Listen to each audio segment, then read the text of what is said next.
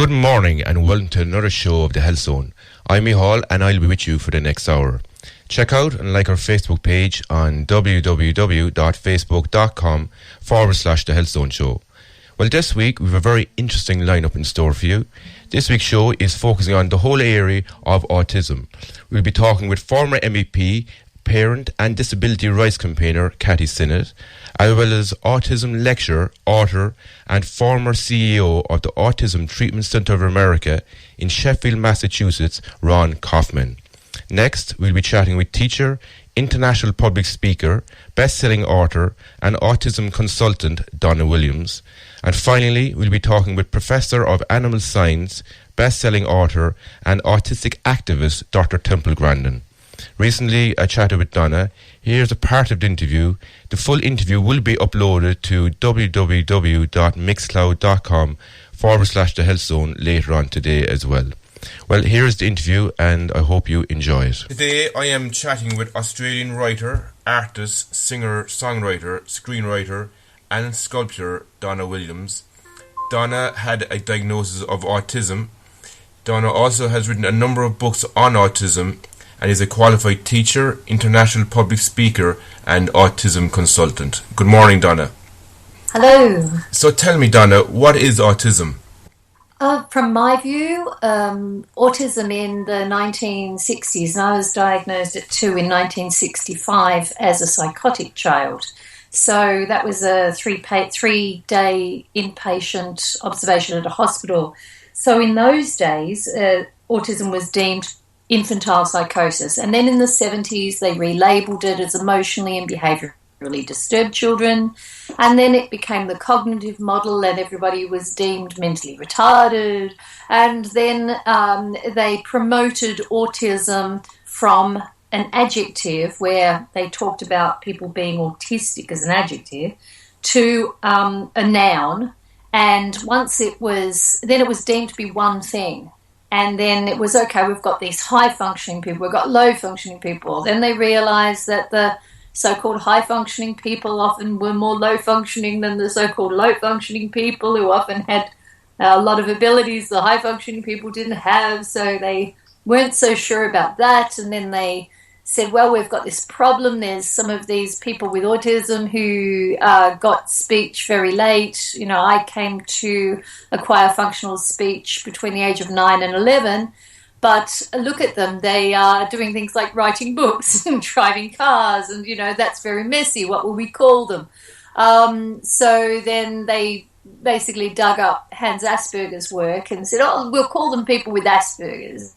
And then they said, but they actually didn't have that same history. Is it possible there are some people with autism for whom whatever it is making them autistic is either things that can be adapted to, things that you can find strategies for, or things that at times you can overcome. And we now know that around 30% of kids diagnosed at 2 do not fit the diagnosis by the age of 4. And I see autism as a fruit salad. So to understand any person's autism, you have to understand what are the different straws on the camel's back, the different pieces of fruit salad that came together to developmentally challenge or derail that particular person in a whole range of areas. So the fruit salad that makes me autistic is a completely different fruit salad that makes Temple Grandin autistic. So the issues that she has are completely different to mine. She talks about visual thinking, and as a child, when she was 3, she described in her first book sitting on the passenger seat and listening to her mother tell a story of the neighbour, and that she was fluently able to visualise what the mother was talking about. Well, that shows very good language processing and the ability to visualise from language, meaning that her visual perception was pretty good, that she was gluing together what she saw and able to see it with meaning. And for me, I grew up severely meaning deaf, so by late childhood, when that was finally diagnosed as severe language processing disorder, I was 90% meaning deaf, and I saw my world in bits. So I get the ears of the cat, lost the head, or I get the head and lost the body, got the legs, lost everything else, got the cat, lost the room. And so you can see why acquiring language with meaning was so hard, and a complete inability to think visually. So there's two very different people, and Temple had significant difficulty pronouncing her speech. So she was 3.5 to 4 when she was able to make her speech intelligible. And so that's more, oral dyspraxia, where I had speech that was clear, but it was echolalic, devoid of meaning. And I learned how to throw advertisements and jingles and songs at people, and sometimes whole TV episodes. But my challenge was very different to Temple's. I had to learn how to use the one word, one meaning system and glue words together to form sentences, where Temple had to go through a big challenge of getting, I guess, her brain to work with her articulation muscles and be able to make herself comprehensible to people. And just the things that make Temple autistic are very different to, I have immune disorders. Temple is not, she's not an immune dysfunction girl. I deal with all the associated food allergies and food intolerances and all that stuff. And that's not the situation that Temple's in. She has social emotional agnosia. She can't read the facial expression, body language, intonation stuff. Because I saw my world in bits, I couldn't read that either. But the part of my brain that processes social and emotional information is intact. I just can't get it from facial expression and body language, but I pick it up from the sound of how someone's walking across a room, or the looking at how they pick up a cup. So that part of my brain has compensated, but I got the ability to see things as a whole when I was 28, because I got tinted lenses that compensated for the inability to process things as a whole. But after 28 years, that part of my brain that makes, meaning from recognizing a face, it's gone. It's not there. Different things. And it makes us very different versions of autism. So, yeah, that's my answer. Autism's a fruit salad. And I like to use myself and Temple as contrasting examples of very different fruit salads. What are the symptoms of autism and how is it diagnosed? Okay. There is the conventional old school way, which is your DSM criteria, and that's usually things like communication, social interaction, non-verbal communication. Often they throw in things like imagination. And I have challenges with all of those. For example, I believe that you can look at autism from an autistic perspective and say, do autistic people communicate? Well, yes. If you're throwing echolalia at somebody based on pattern and theme and feel, you believe you're communicating, even if the other person can't comprehend language that is outside of their one word, one meaning, semantic sentences system. Can you socialize? Well, if you are a person who can't simultaneously process self and other, so every time you get self, you lose other. Every time you get other, you lose self. Well, you can still be in company with other people, but you'll tend to do it as if everyone is in their own world and you're working in parallel rather than interactively. So it's a social style that is an autistic social style. But from a non-autistic perspective, it looks like that person cannot socialize. And I think that we really look at autism as a pathology from a non-autistic perspective. And I think that we should also learn how a person with autism may believe that they are communicating through their behavior, or they are communicating through their patterns, how they may believe they are socializing, but it may be more indirectly confrontational in a world that is primarily directly confrontational. I have imagination, but as a kid, because I couldn't recognize anything with meaning, I just disassembled things and chewed on things and flapped things and, walked in circles. And I was looking for sensory experiences, not for visual meaning or verbal meaning. And so it was assumed that I wasn't using imagination. But for me, let's say, and this is an example, I was 10 and my mother had brought home badminton, a game of badminton things, the 2 badminton rackets and the shuttlecock. And I saw these boingy nets, and I saw this chewy rubber thing. So I stuck the chewy rubber thing in my mouth and I took the boingy nets on the stick and I walked around and around the pool outside because I like to walk circuits whilst I chewed on the boingy thing and bonked myself on the head with the bouncy net. Now, to me, that is imaginative. But from a non-autistic perspective, that is someone who is not imagining how to play that game with their brother. Do people with autism feel threatened by their environment, Donna? Oh, then you're talking about sensory overload. You're talking about chronic fight-flight states.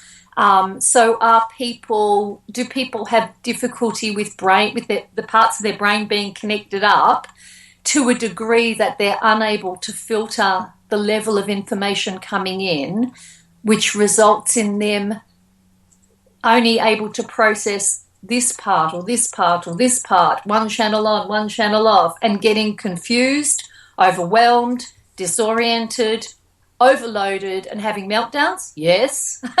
But again, a non-autistic environment can be adapted to break down information so it is presented in a more mono-track way and a less multi-track way. So if I give a description on that, if I know that someone struggles to simultaneously process sense of self and sense of other, I'm not going to get opposite them and in their face. I'm going to get alongside of them and work in parallel, and we're going to focus on the object and the issue, but not expect the person to process self and other and the subject.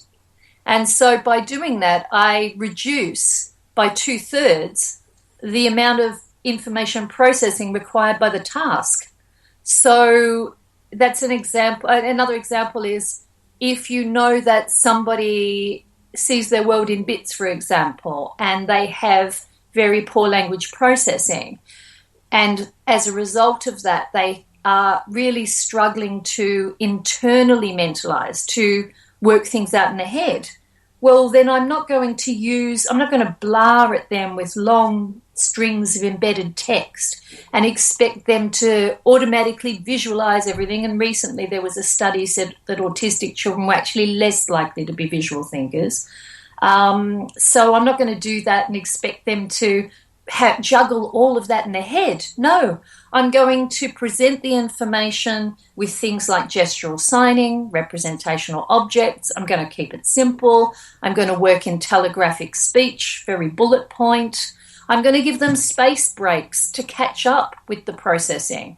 I'm going to make the pictures for them through my actions or representational objects or gesture so that they don't have to keep struggling to work out what the words mean. And that improves their information processing time, allowing them fuller participation. So, yes, we can talk about what's wrong with people with autism, but I prefer to talk about how can the non-autistic world adapt to autistic processing so that the person with autism is not compelled as consistently to have meltdowns, to have to invest in self-protection mechanisms that end up costing them a lot of their development. Because when you can't process, you go into fight-flight all the time, involuntary avoidance, diversion, retaliation. We call that autistic, but if we understand the system and you can manage the overload and you can interact in accordance with awareness that you're dealing with a person who may be in a chronic fight-flight state, then you may actually get a lot more capability out of that person than you would by simply hoping and waiting and wanting and pushing to make them act like a non-autistic person. How prevalent is autism today in comparison to when you were diagnosed? Well, in the 1960s, it was around 4 in 10,000 children. And that was, and as I said, they were usually called children with infantile psychosis or disturbed children in those days. And it stayed that way until 1991, when Nobody Nowhere came out, which was my first book. And that went all around the world. And at that time, in the introduction, it still said autism is 4 in 10,000 children. Now, by the time my second book came out, which was Somebody Somewhere, and that came out in 1994, by that time, I think about 2 years later, they brought the diagnosis of Asperger's in, and it suddenly went to 1 in 500, and then very quickly it went to 1 in 250, and then in the last 5 years it went to 1 in 100, and now they're saying 1 in 50. But if you actually go into classrooms and talk to teachers, they say there are just as many who are not diagnosed but would fit the diagnosis as there are those diagnosed. So we're talking 1 in 25, and then the teachers say, and there's just as many again who have traits. So we're actually saying this is a normal part of diversity in developmental differences of children. And we could say, but why are there so many? See, it must be an epidemic, must be something in the water, must be this, must be that. And what we know is that 50% of children with autism have immune dysfunction, and 50% obviously do not. But think about what that means. We did not have antibiotics before the 50s and 60s. So children with immune dysfunction and immune deficient children were usually dead by the age of 5. So that's a hell of a lot of autistic people who are alive today and who went on to have children who had the same kind of anomalies. So I'm not that surprised that we have a lot of people with differences, with physiological differences and associated neurological differences and the resulting in developmental differences and expressing in behavioral differences and communication differences. I'm not surprised. We also have a number of other things, like in the 60s, for example, and the 70s, children were not being wheeled around in prams when they were 6 years old. And they weren't sitting indoors being protected from the sun and getting low vitamin D, which of course increases immune dysfunction. And D is very important for a whole lot of things. They were out interacting. They were using their bodies, and we know that the use of the body trains connections in the brain. It's a large part of brain gym, and that's what's used in the rehabilitation of people with strokes, for example, and brain injury. So if we have someone whose brain connectivity, the connections of the parts of the brain that help us process information, help us keep up with information, help us filter what's coming in, if we know that we build that through climbing trees and scraping knees and listening to things and interacting, why do we leave 3-year-olds addicted to a computer game, sitting, staring at a gadget, moving only their thumbs, and then we take them out, strapped into a pram because they're out of control and now they're 6 years old? I think we have to think, what does that do developmentally? You talked about lenses, which helped you as well, Donna. They're really important for me, yeah. I see my world in bits, which I see the part and lose the whole. So without my tints, I'll get the nostril, lost the nose, I'll get the eyebrow, lost the eye, I'll get the face, lost the rest of the body. I might get, if the person's sitting far enough away, I might get them, but I'll tend to lose the chair or where they are in space or who they're among. and I don't get the processing time to really register them in relation to me. Now, tinted lenses cut down an amount of incoming information because 70% of incoming information is visual, and we take in our visual information as light frequencies, essentially as colour. And when you use tinted lenses, you're filtering out an amount of incoming visual information. So that leaves your brain more time to catch up and to process what's left. So for me, that allows my brain to glue together the face that I'm seeing, the body, the room. So instead of having to flick objects to remember what they are by how they move or how they sound or rubbing things or smelling things, instead of recognizing people by their earring or their hair or their movement, it gives me, I guess, much closer to non-autistic processing. Plus, it gives me, it's helped, when you get that, it starts to help with the connections of those parts of your brain that you haven't been able to do because you've just been overloading.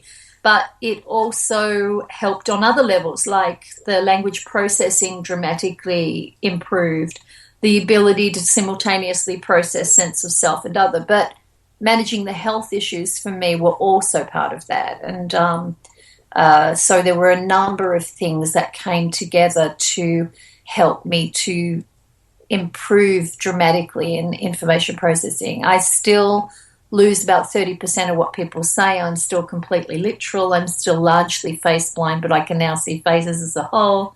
But I'm not as context blind. I'm not as object blind. And that issue that I'm talking about, I would say, is common to most children who've had oxygen deprivation for a range of reasons. And I found that the people who specifically have that type of issue have tended to have some kind of brain injury happening. It also happens in children who have fetal alcohol syndrome, fetal alcohol spectrum disorder, which often does not have the same physical looking symptoms as fetal alcohol syndrome. And we know that around 50% of women are drinking before they know they're pregnant, and around 80% of children with fetal alcohol spectrum disorder who look normal are now being diagnosed on the autism spectrum. So I think that's another reason why we're seeing a lot more children with autism than we would have seen perhaps in the 70s or in the 60s, when alcohol was not as easily available, when women perhaps were not as involved in alcohol consumption as easily as happens today. And I think that's still a huge taboo. We have this, if I know what that is statistically, but if I ask any of my audiences, virtually none of them will admit to drinking before they knew they were pregnant. I'm a child of an alcoholic mother, so I feel okay about talking about it. But I think that even if the mother is not an alcoholic, even if the mother is just a person who was, just living their social life and drinking like their peers, we need to have a think about what that means if they didn't know they were pregnant. Is there a difference between mental disability and autism, Donna? I think that that's a very interesting question. I think if a person has a brain injury and they have autism, everything tends to get either blamed on the brain injury and they couldn't be autistic, or they say, oh, that's all the autism. And I think there's a lot of things that people with brain injury can catch up developmentally with the right interventions. And if we're calling all of what's presenting to us as the autism, then we assume, oh, that's for life, or that will never change. Is it the same thing? Well, the other side of it is that a person with autism can have such a problem with brain connectivity, with the connections between the different parts of the brain, that it have to work together to collectively process incoming information, that the person can present as though they have a brain injury. They don't. They have a developmental disability that is equivalent to the dysfunction and challenges that they would have had they had a brain injury rather than a brain connectivity issue. But it's definitely the case that there are people who have both. So in my case, for example, there were brain injury issues, but I'm also a person who has a collagen disorder called Ehlers-Danlos syndrome. And this was not diagnosed until 2012. And it's now being found very commonly overlapping with autism, which shouldn't surprise us because collagen is an immune regulator and important in brain connectivity. So there's an example where, and I'm also immune deficient, which is probably genetic. So you can have people who have a range of genetic issues that would have predisposed them towards autistic development, but they may also have some kind of brain injury challenge that was also in their fruit salad, or not. Yeah, so whether we diagnose someone as classically autistic or Asperger's may depend on how big is the fruit salad and whether or not that's a person who additionally had some degree of brain injury as well as their developmental disability alone. Can you tell me something a little bit about the sensory overload for people with autism? What impact does it have on their daily life? When your brain is not well connected up, you get delayed processing. So as information is coming in, at first you're okay, and then you're falling behind. And what happens is that because you are not filtering what's coming in, it all starts echoing around in you, a bit like static, like if you've listened to static on the radio whilst trying to tune into a conversation. So if you imagine someone in that state of sensory chaos, the lights seem brighter, the noise seems louder, everything seems too fast. And then you try and touch somebody and they're already like a feral cat by that point. So what you really need to bring in, rather than trying to control somebody who's got into that overloaded state, which is really throwing fuel on the fire, what you need to do is to give them a rhythm, for example. So I find that a physical rhythm or even an auditory rhythm, if you start one and then you slow it down, especially if you're just modeling it and you're calming yourself, it's something that person's body and brain starts to tune into. And you see a lot of autistic kids trying to self-regulate like this. So they'll do the bobbing, or they'll do the rhythm stuff, or they'll do that flapping thing, just trying to give their body a bit of consistency, a bit of a rhythm. Or they'll take that space, that time out and cover their ears and close themselves off from more visual bombardment. So we should take that as a language and say, oops, we've got overload going on here. We should give this person some download time for at least 5 to 10 minutes. And then when we bring them back into the activity, we should be very we should not do it in a very overloading manner. Just take things slowly and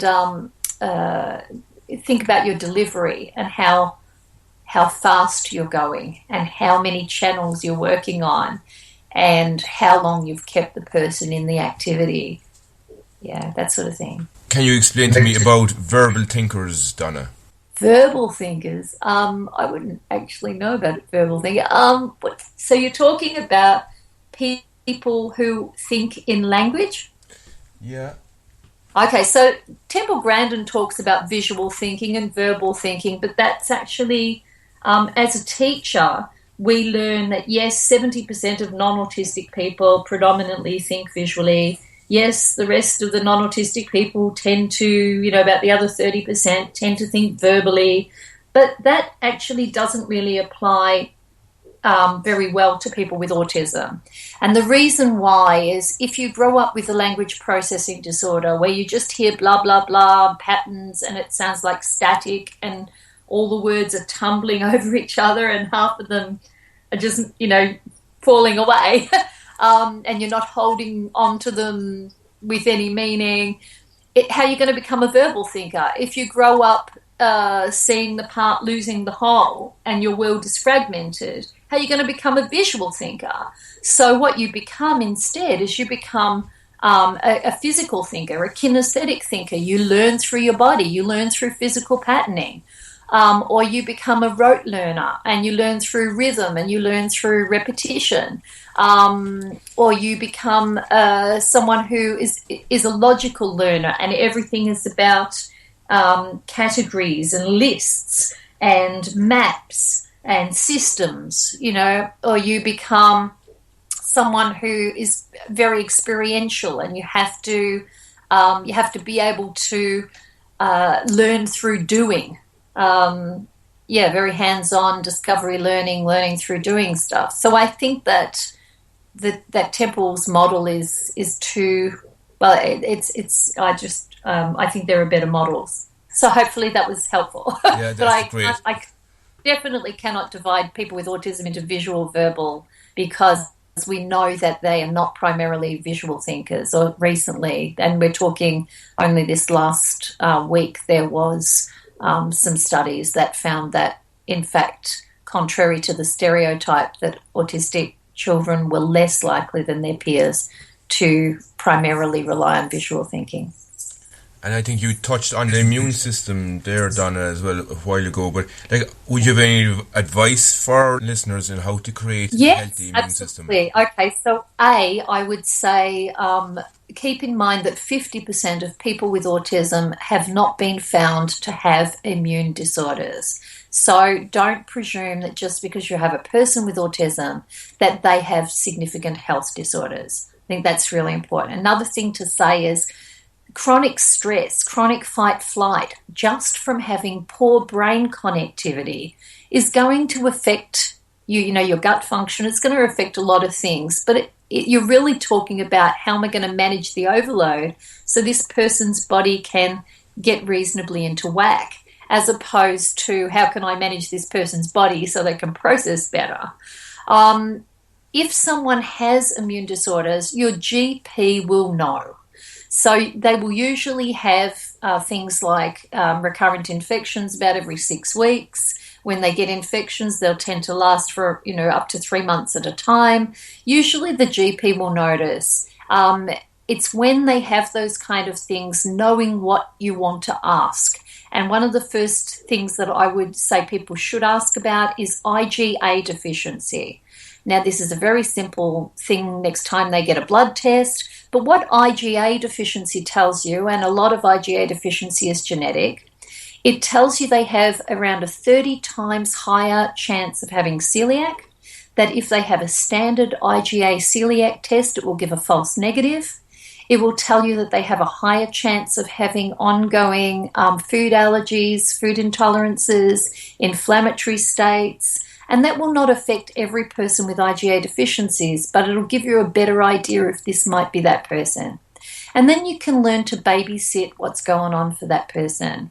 The other thing is if they are IgA deficient or you suspect that they might have some kind of food allergy, you really want to know, do they have any IgE allergies? And that's an IgE RAS test through the GP, and that'll quickly say, does this person have any significant ongoing true allergies? So I have IgE allergies to soy, to peanuts, and to wheat. I am not anaphylactic, so I didn't pick it up, but it was affecting me psychiatrically. It was exacerbating mood, anxiety, and compulsive disorders. I am also celiac, which is an IgA-related celiac. Most people with IgA deficiency can't digest casein. They're usually casein intolerant. I am salicylate intolerant, which is a natural plant toxin, very high in things like honey, stone fruits, grape products, berries, concentrated fruit juices. And those people tend to look like they're on cocaine. They're very wheezy, squealy, overexcitable. Often they'll have things like asthma or rash, hives. And because it's a food intolerance, it's not picked up on an allergy test. So that tends to be a trial, like, a 10-day or 30-day trial on a low salicylate program to see if that significantly improves things for people. But Rosemary Waring at Birmingham University did 20 years of studies of salicylate tolerance in people with autism, and she felt that it was around 60% of people with autism could not properly metabolize salicylates. And what I found was that when children were eating the fluoride toothpaste, this seemed to dramatically increase the salicylate-related behaviours. So I researched and found that there is actually this relationship between swallowing the fluoride toothpaste and the increase in salicylate toxicity. So fluoride toothpaste as well, in America, on the box, it says on the Colgate box, not for children under 6 years. And this is because they can't rinse properly or they might swallow it, etc. And there are cases where children are hospitalised or cause damage to their gut from swallowing the fluoride toothpaste. And that's because commercially fluoride gets sold to the industry to poison rats. It poisons rats by stripping the lining of the digestive tract. And yet, time and again, every talk I do, if I ask the audience, do you have any children who are binge eating your fluoride toothpaste, there will always be between 1 and 5 hands go up. Makes you think. And I've seen what happens when they get the kid off the fluoride toothpaste. I say, get them 30 days onto a non-fluoride toothpaste and let's see what happens, And while you're at it, how about you take a look at their salicylate levels and just reduce the ones that are 18 times the high level, just in case you're living with a salicylate intolerant child. And you can do some screening on something like that. If that's a kid who does get hives and does have asthma and they're really, really wheezy and hyper and squealy and, total buzz junkie, you know that there's a reasonable chance this might cause some change.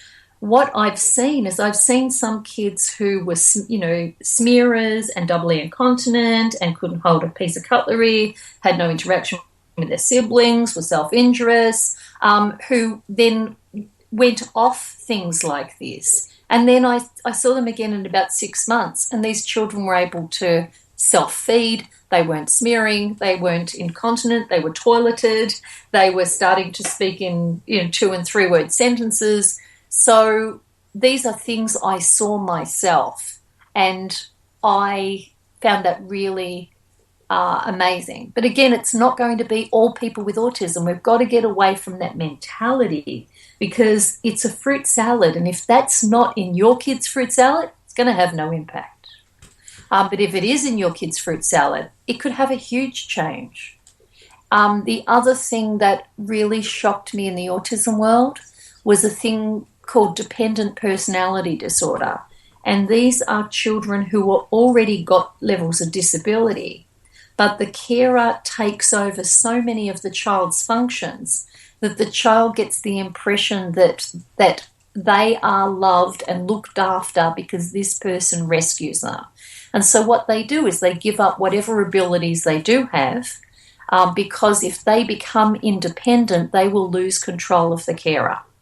And this is actually in the literature, but nobody looks at that because they don't diagnose personality disorders until somebody is in their teens.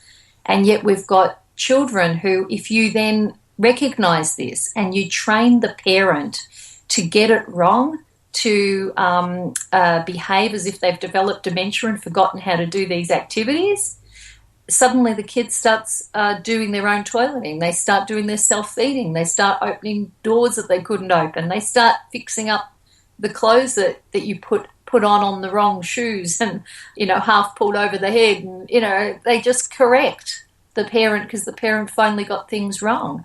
And I did that sort of program with a number of children and got some really dramatic changes in the levels of their ability, and nothing was changed with their diet, and there was no, it was just teaching the parent how to turn around learned helplessness. That really shocked me because I guess that wasn't in my fruit salad, so it didn't occur to me that it might be a huge part of the fruit salad of some other children.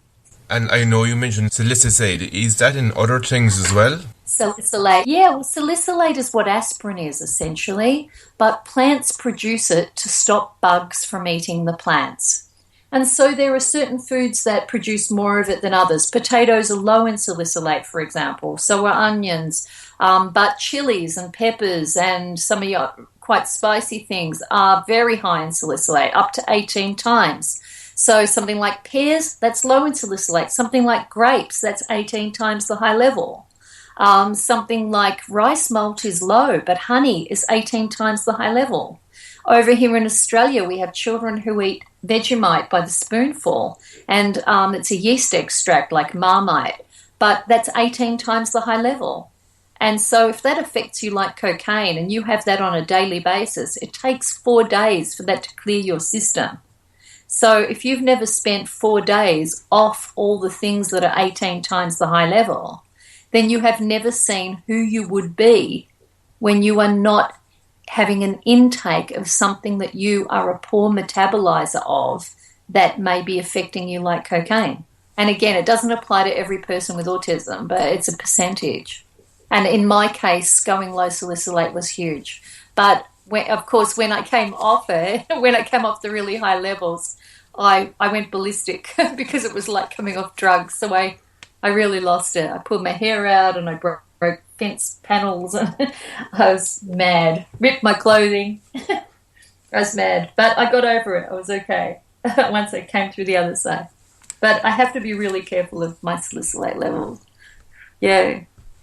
Challenge. And is there a connection with this and say with people with vomiting problems, Donna? There is a thing called cyclical vomiting disorder. I wrote a book which is called Autism as a Fruit Salad. I've got another one called The Jumbled Jigsaw, an insider's guide to autism fruit salads. And in the little handbook, which is an ebook, that's $5, so it's very accessible to people. And they get it. I send it via email, and it's full of these little hyperlinks that take you straight to the little 101 on up to 200 different things that can present as the autism. And this cyclical vomiting syndrome is one of the things that's listed in that Autism as a Fruit Salad. So, no, it's not necessarily related to salicylate intolerance, but it's its own piece of fruit salad. How important is a healthy diet for a person with autism then, Donna?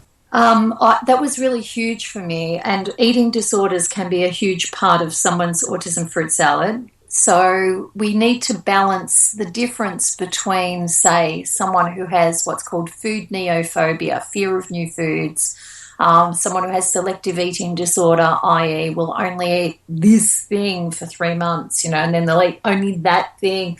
And we need to distinguish that, which is essentially malnutrition. We've got people who are severely limiting their diet and starving themselves, starving their brains, and those people need to be seen at a children's hospital in the eating disorders clinic. And it needs to be addressed for what it is and not called the autism and pandered to at the expense of a developing brain.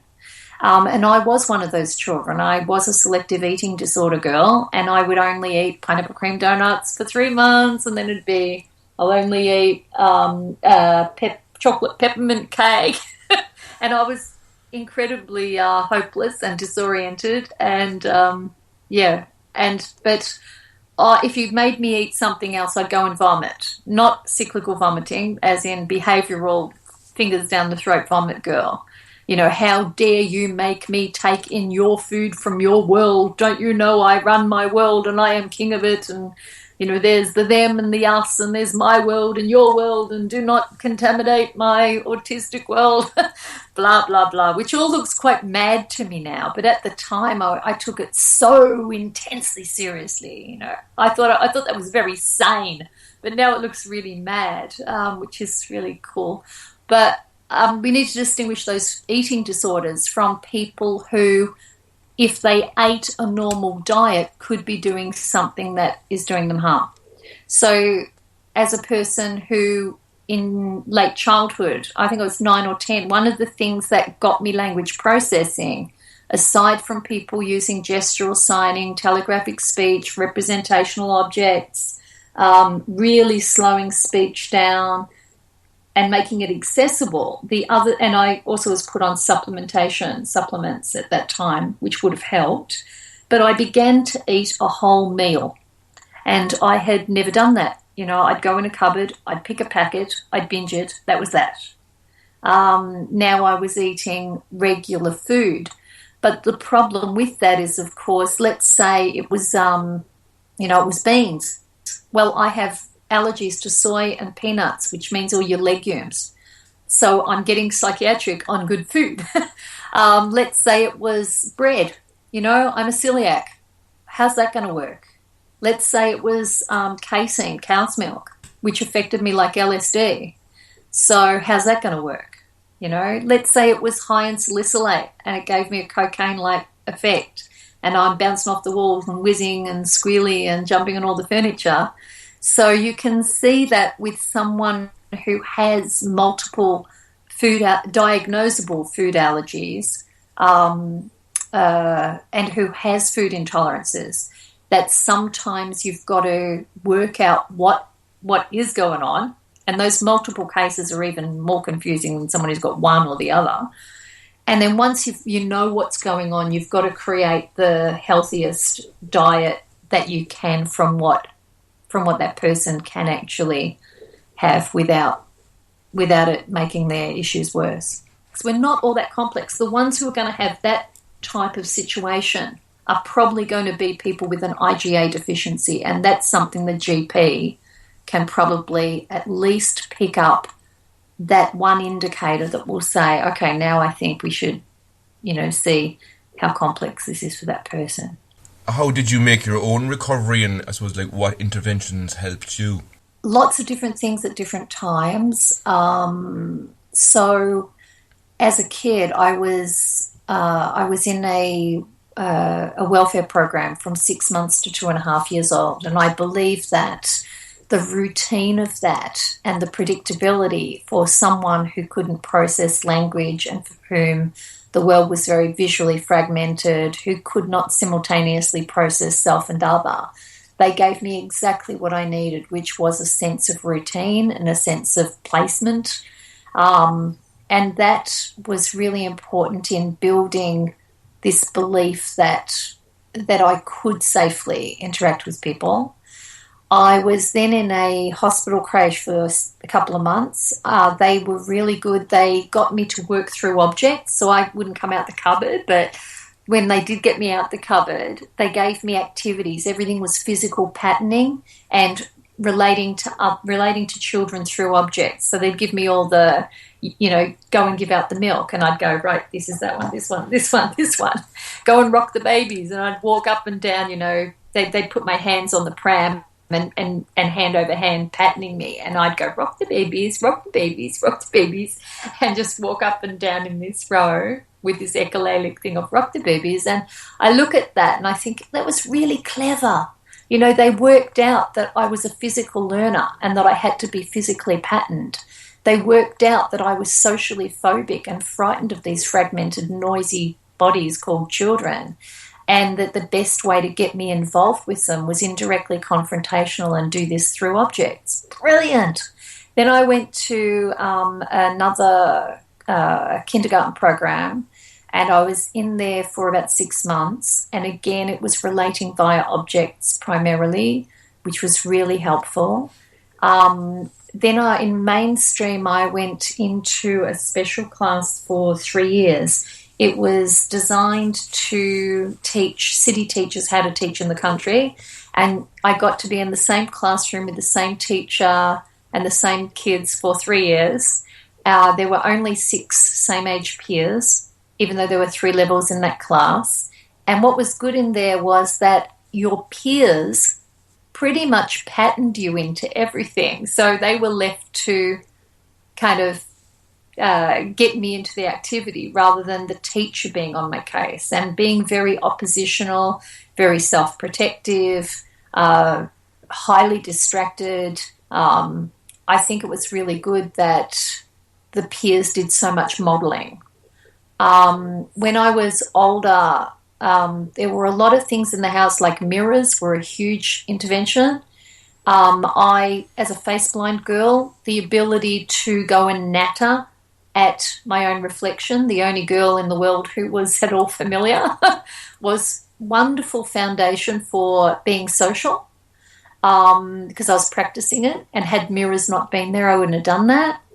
When I was older, they mirrored the entire lounge room wall and the entire bathroom wall and my entire bedroom wall. And now, instead of sitting fixated in front of a skinny mirror, I'd move around with myself. And I started watching people through the mirror. Then I guess supplementation in the 70s. If you've got a child who's not eating properly or who has immune issues, then getting enough nutrition through supplements can be useful, because if you haven't, then you can't really handle stress. You can't keep up with incoming information as well as you might.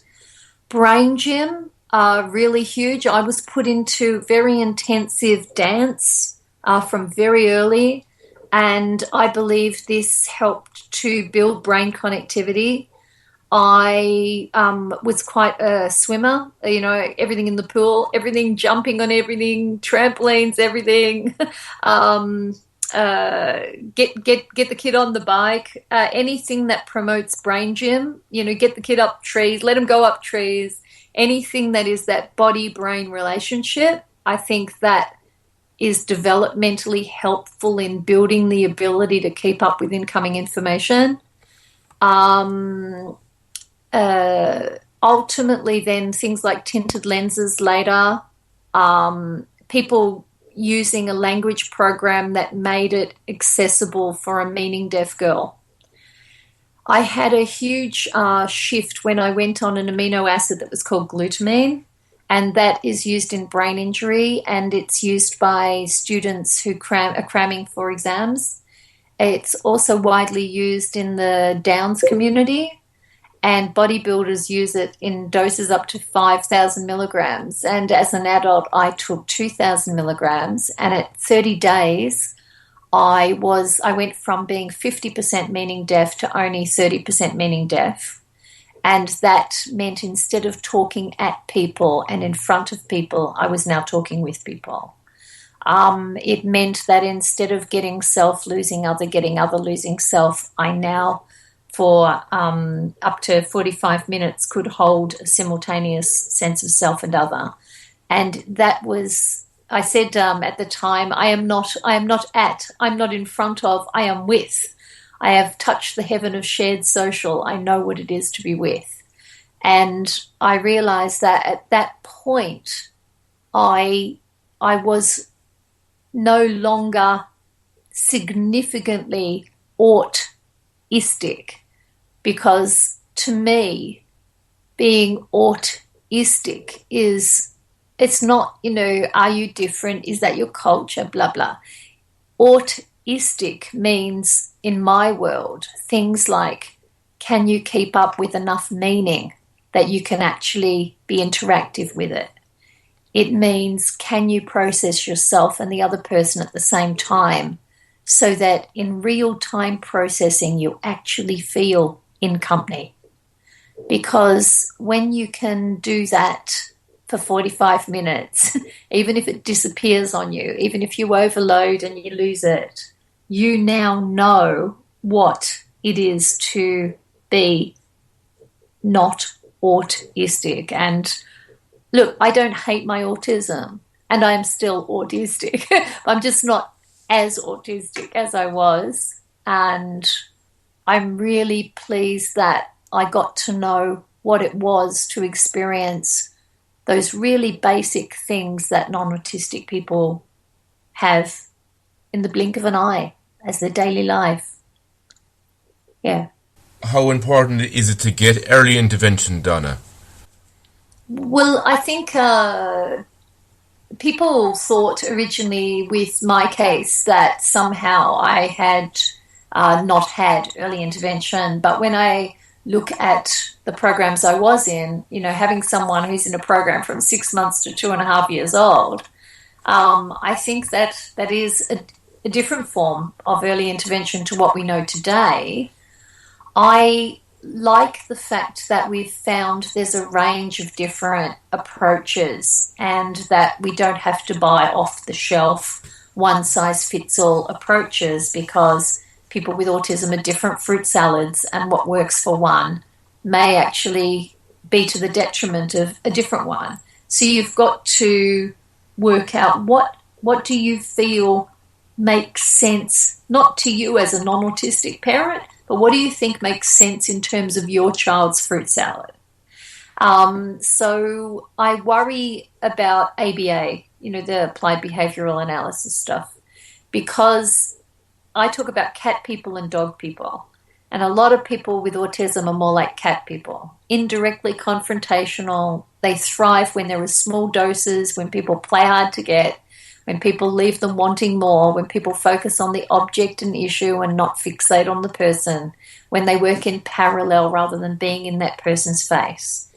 And that teaches people in chronic fight-flight states, people who I say have exposure anxiety, it teaches those people how to want to chase interaction, how to want to chase learning, how to want more information, more involvement.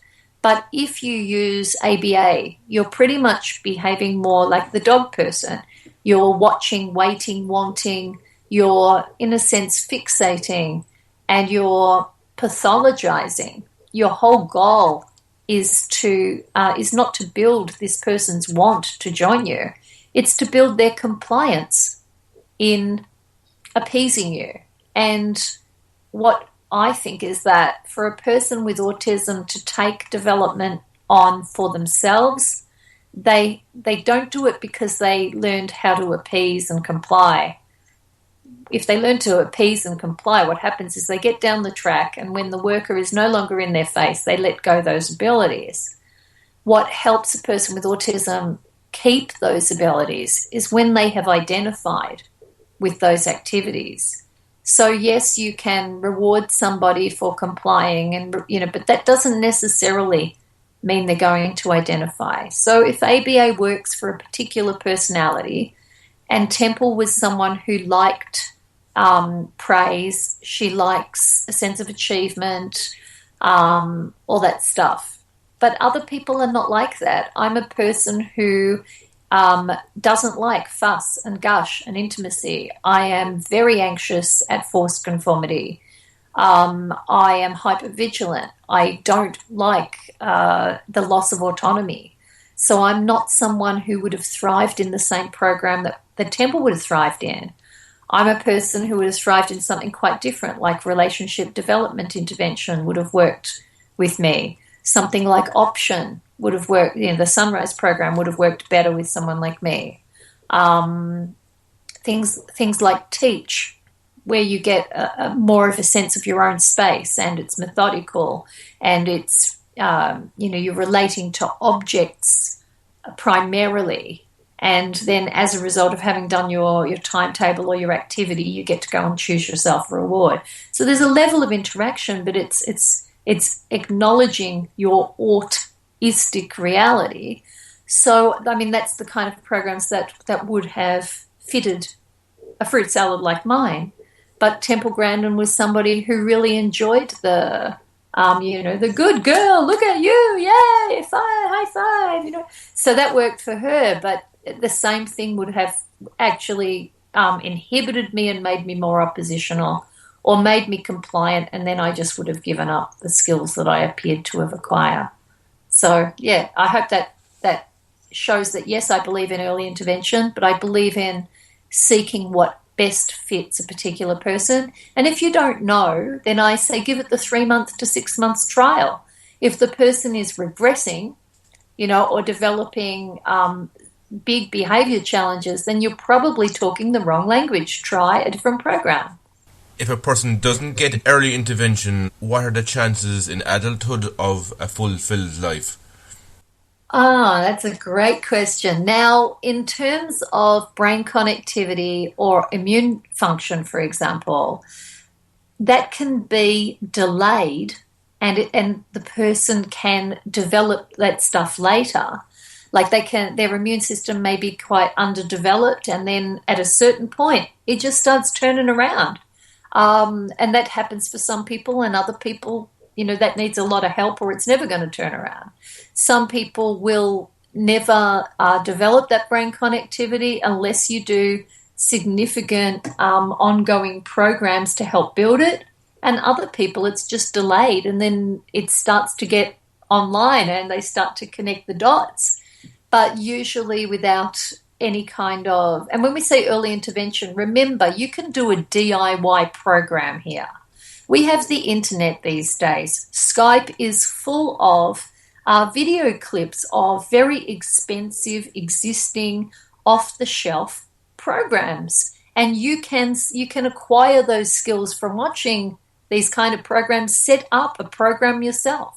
So the idea that you can't afford this program, or that's the only one that would ever work, or forget that. Create your own that fits, and you can affordably do so. But I do think you can't just pander, to, oh, well, that's their culture, head pat, they're happy, because that person's going to grow up. And if they're still in nappies, smacking themselves in the head and starving themselves because they only want to eat pineapple cream donuts or whatever. If you love your children, stop trying to be popular and equip them with the boundaries, equip them with the skills, give them the practice in functioning that will allow them to reach their highest potential when they're older.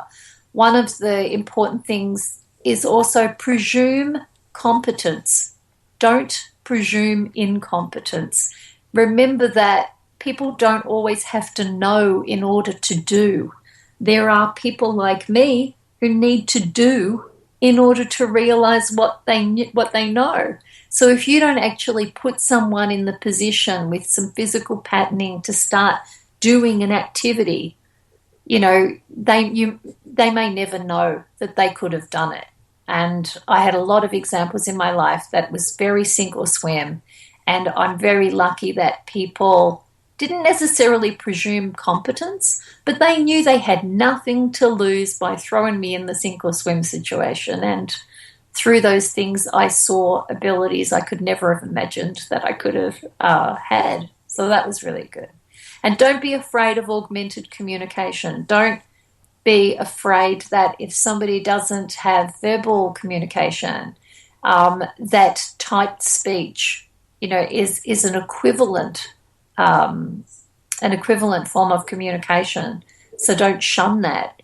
Don't shun that waiting for someone who's aphasic, for example, to develop verbal speech. I was able to acquire verbal speech because I didn't have significant aphasia. I didn't have significant oral dyspraxia. I had significant language processing disorder that meant I couldn't use language with meaning. So it was a very different journey. But there are people who have aphasia as part of their autism but have no severe language processing disorder. So why do we deny them augmented communication devices?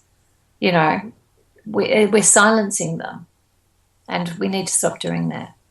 If a family tomorrow got a diagnosis, like with their child saying they're diagnosed with autism, would you have any advice to give them? The child that's in front of them, is the same child that they walked into the office with before they had the label. So their relationship shouldn't change. The other thing I would say is that this person is a person first. And yes, they happen to have a condition, but never lose sight of their own character, their own personality. Because if you lose sight of it, they will too. And if you turn them into a case, their identity will fall by the wayside. And it's your sense of self, your sense of personhood, your sense of identity that really drives so much of your development. And if you destroy that by fixating on the pathology, by turning that person into a project or some kind of flag that you wave as a martyr and that you pander to and take over from, you're actually adding to that person's autism, and that is unhelpful. The other thing I would say is that this person is a walking textbook. So get out of your head all the ideas and assumptions and stereotypes that would block you from clearly seeing the fruit salad that's in front of you, because that may not be a one-size-fits-all, and it is the key to which strategies, which approaches are going to unlock development for that person. And I heard that people with autism are very creative as well. Is this true? I think there's different answers to that. That's a stereotype for sure. I know people with autism who are not creative in the slightest. And then I know others for whom it's an absolutely huge adaptation. And I'm one of those people.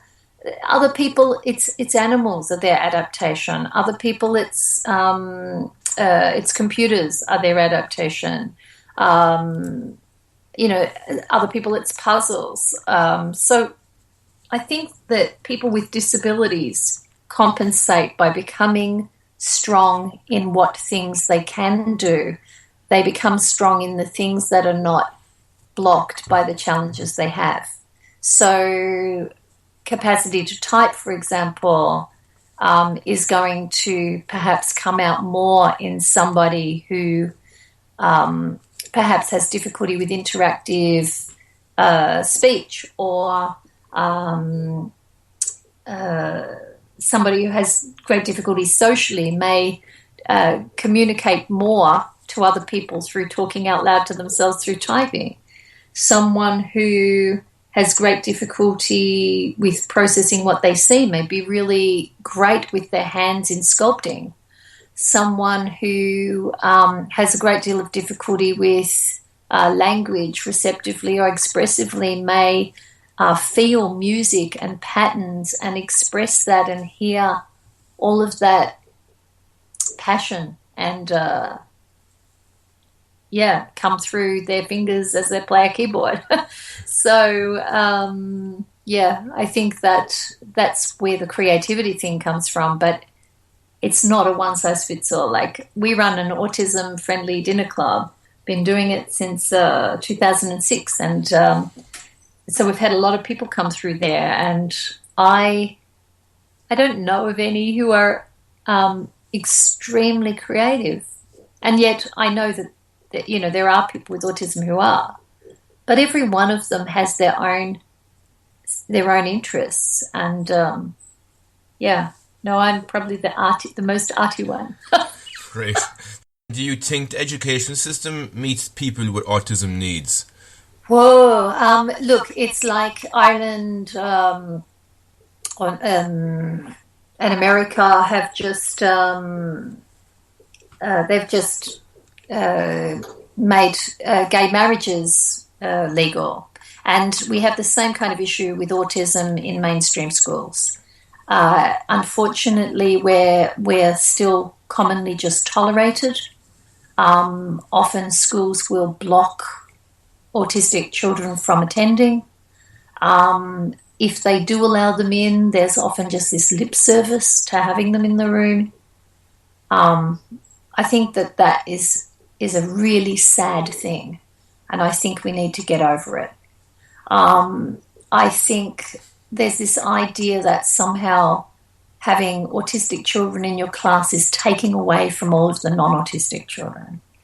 And I think that people who have been around a child with autism are going to, they're not going to take for granted the one-size-fits-all normality idea.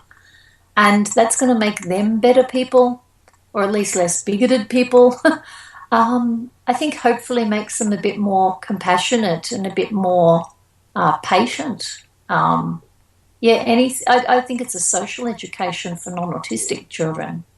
And I think that it'll make them make our communities more autism friendly, because when those children grow up, they become our communities. So we need the teachers to lead the way on that. We need the principals, the people who run the schools, to lead the way for the teachers. We need the teachers to lead the way for the students, and we need the students to lead the way for the community. I think it's a work in progress. Do you think the advances in technology are helpful for people with autism? Yes and no. Anything that helps can also hinder. And if you give people technology but you give them no boundaries and no modelling, then of course they're going to get addicted. You know, they're going to have behavioural addictions where they fixate and stim using the technology, where they use it defensively to close out any other type of interaction or development. But it can equally be used with boundaries and good modelling and a reward system that reinforces the productive use of these technologies to help them to have greater levels of ability, and that means greater levels of inclusion and opportunity and equality in their society. What are the developments in autism at the moment, Donna? I think that the non-autistic world is just starting to talk about autism as a fruit salad. It's been, there's been whispers sort of coming up in the field in the last 5 years, and kids are now being diagnosed as alphabet children. So instead of saying, oh, your child's autistic, they say, oh, your child has ODD with a bit of ADHD and some ASD, whatever. I think that we can do better. I think that's very simplistic, and I think if any of those non-autistic professionals were to actually look at the Autism as a Fruit Salad handbook, I think they would. It'd blow their minds because compared to their little alphabet soup idea, I think that really would awaken such a broader way of working with and creating programs for people with autism that address whatever is going on with that person at any particular phase of their life, whilst keeping track of them as a person. What would you recommend as a good guide to help new parents? I think one of the important things is that people like me, a person who has autism, does not speak on behalf of every person with autism. Every person with autism is their own personality, their own culture, their own language, their own gender, their own baggage, their own sets of experiences and identifications and, everything. So none of us speak on behalf of all of us any more than a non-autistic person speaks on behalf of all non-autistic people. But saying that, I believe that the fruit salad book at least captures the breadth of over 1,000 people with autism that I've worked with as a consultant, and I hope I've done some justice to that diversity.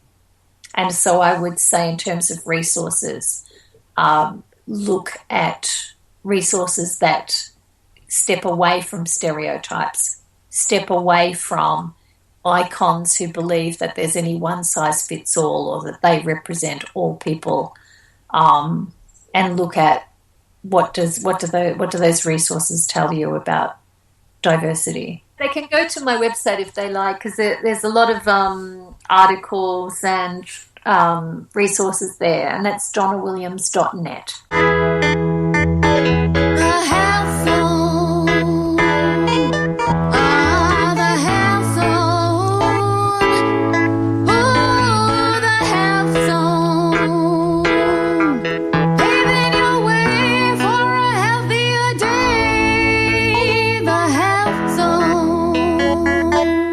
Welcome back to the Health Zone. Check out and like our Facebook page on www.facebook.com/The Health Zone. Well, that was Donna Williams telling us all about autism. Very interesting indeed. So if you want to listen to the full interview I did with Donna, it'll be uploaded later on as a podcast on www.mixcloud.com/The Health Zone. Last weekend, I got chatting with Raun Kaufman, who is a lecturer, author, and former CEO of the Autism Treatment Center of America, where the Autism Intervention Therapy Sunrise is taught and practiced. Here's what he had to say about autism. Today I'm chatting with lecturer, author, and former CEO of the Autism Treatment Center of America in Sheffield, Massachusetts, where Autism Intervention Therapy Sunrise is taught and practiced, Raun Kaufman. Hello, Raun, how are you? Hey, thanks for having me. You're very welcome. So, Raun, I understand you were autistic as a child. Can you give me a summary of your life and how you recovered? Sure. I mean, I was diagnosed with a rather severe case of autism. So I had no language, no eye contact, no communication whatsoever. The diagnostician said I had an IQ of less than 30, and I would spend my days doing a lot of repetitive behaviors that many listeners may find familiar. I would rock back and forth. I would flap my hands in front of my face, and I would do that over and over again for hours. And my parents were told, look, we're really sorry, but this is a severe case of autism. This is a permanent, lifelong condition. There may be small improvements possible, like him learning to eat with silverware and dress himself, but you really don't want to expect much more than that. And my parents did something really amazing in the face of that, which was they developed their own home-based, very much child-centered program, which they called the Sunrise program, but they spelled it SONRISE because I was their son. And they worked with me really intensively for a little over 3 years. And at the end of that period, I recovered, completely without any trace of my former condition. I went on to live a normal life. I graduated from the Ivy League's Brown University with a degree in biomedical ethics.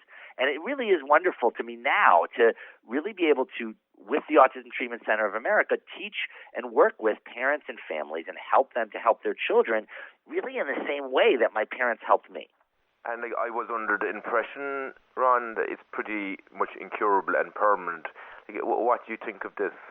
Well, this is the thing. I'm glad you brought that up because this is still, even nowadays, this is still what the majority of parents are told about their children. And this is really unfortunate because you have these parents being told that their 3-year-old or 4 or 5-year-old or 7 or 8-year-old they're going to be exactly as they are for the rest of their life. That basically the next 50 years of their life has been decided already. And this just isn't true. Number one, we see this contradicted every day. I was the first story, but I certainly wasn't the last.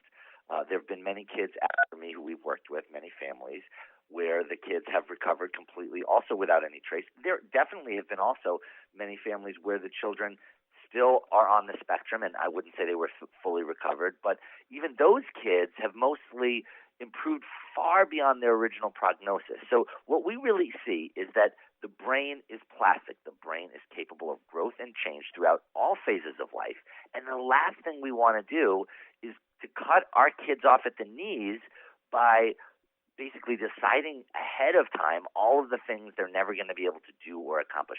We want to really give every child a chance. And we actually feel like the only ethical stance we can take, because we don't know at the beginning what each child is capable of, is to treat all children as capable of recovery. And then at least then, each child will go as far as they can go, and it won't be us adults who are holding them back. And Ron, do you have any memory of the autistic period of your life? You know what? I don't have like a day-to-day memory. I have little bits of, just little snippets of memory. I can remember seeing things very differently. Often when I looked at people's faces, it would look like I was looking through the wrong end of a pair of binoculars, almost like they were tiny and down a tunnel. That was just flashes of it. And I do have some memories of the later stage of my Sunrise program where my mom was working with me. And I got to tell you, even those memories, the memories of my mom working with me, are just memories of my mom playing with me and having a good time with me. That's what they felt like from my point of view. One of the things I love about now doing this with other children is that when I'm with a child and I'm doing this, to that child, they're just experiencing being loved and played with and enjoyed but they're also being helped to grow and to learn. But since everything is happening with the child's permission and everything is happening based on each child's own individual motivations, it doesn't feel like they're being worked with. It feels like they're being enjoyed and loved and played with, and that they're interacting with someone. And in fact, if you think about autism, right, autism at its core is a social relational challenge or difficulty. And that means that rather than trying to force these children to conform to a world that they don't yet understand, it really helps to first join them in their world first and build a sense of trust and connection and camaraderie with these children. And then when we have them on our side, absolutely, then we can challenge them to really reach new heights. And do you think there's any, say, trace of autism in your personality or your experience now, Raun? Well, I got to tell you, I have been asked this before, so I hope you know I've given this a lot of thought. And I will say this: for me, I'm just a regular guy, sort of going through his life. I don't, have difficulty with certain parts of interacting with people. I mean, my whole job is based on interacting with people. I don't have a secret desires to flap my hands when I'm all alone. So for me, now I'm not trying to make comments about anyone else's experience. I'm just simply telling you, for me, I don't have any traces, not only in the way that, let's say, I act, but really from the inside out. I'm just having the experience of a regular person kind of going through his life. But I also deeply respect the experience of someone else who might feel like they feel different in some way on the inside. That just hasn't been my experience. Were you transfixed by innate objects and repetitive activities in your earlier years, or? Oh, I definitely was. Well, when I was younger, for sure, I would take kitchen plates and I would spin them on their edges on the floor for hours and hours and hours. I could do that. I could flush a toilet over and over again and just watch the water spin for forever. So yeah, I was definitely transfixed by things like that, especially things that spun and went in circles. During that period of time, what did your parents actually do, Raun? Well, here's the thing. This has become what is now the Sunrise program that's worked with, by the way, families are doing this in over 100 different countries. So now we've seen lots of different families of children of all ages really experience with this. But my parents really started just trying to reach me. And what they did was, the first thing they did was they didn't try to stop my behavior. They didn't try to redirect me. They didn't tell me no. What they did is they did something called joining. It's actually the first technique that we teach. And actually, it's the very first thing I talk about in my book, Autism Breakthrough. Same thing, which is you got to start with joining. Joining is about all these repetitive behaviors, so-called stims that our children do. Rather than trying to stop those behaviors that everyone is trying to stop, we actually participate and join in with those behaviors. So, for instance, when I would be spinning a plate over and over again on its edge like a top, people told my mom, you got to take the plate away, you got to stop him. But what my mom did was every time she saw me do this, she'd get a plate of her own. She'd sit down next to me on the floor, and she would spin plates with me. And people said, this is the worst thing you can do. You're going to make it worse. You're going to make him do more of these behaviors. But what happened in real life is that the more my mom did this, the more I became interested in her. And actually, the first time I ever looked at her, the first time I ever smiled at her, the first time I ever engaged in play with her was all when she was joining me in my behaviors. And so that's our first step, and that's what my parents did at first with me. Now, after my mom did this with me for a while, and I started to look at her, and I started to become more interested in her, I started to communicate with her. When that started to happen, then she would start to build these kind of fun, interactive games that would all be based upon things I would be motivated by. Like if I liked animals, it would be a game that involved lots of toy animals.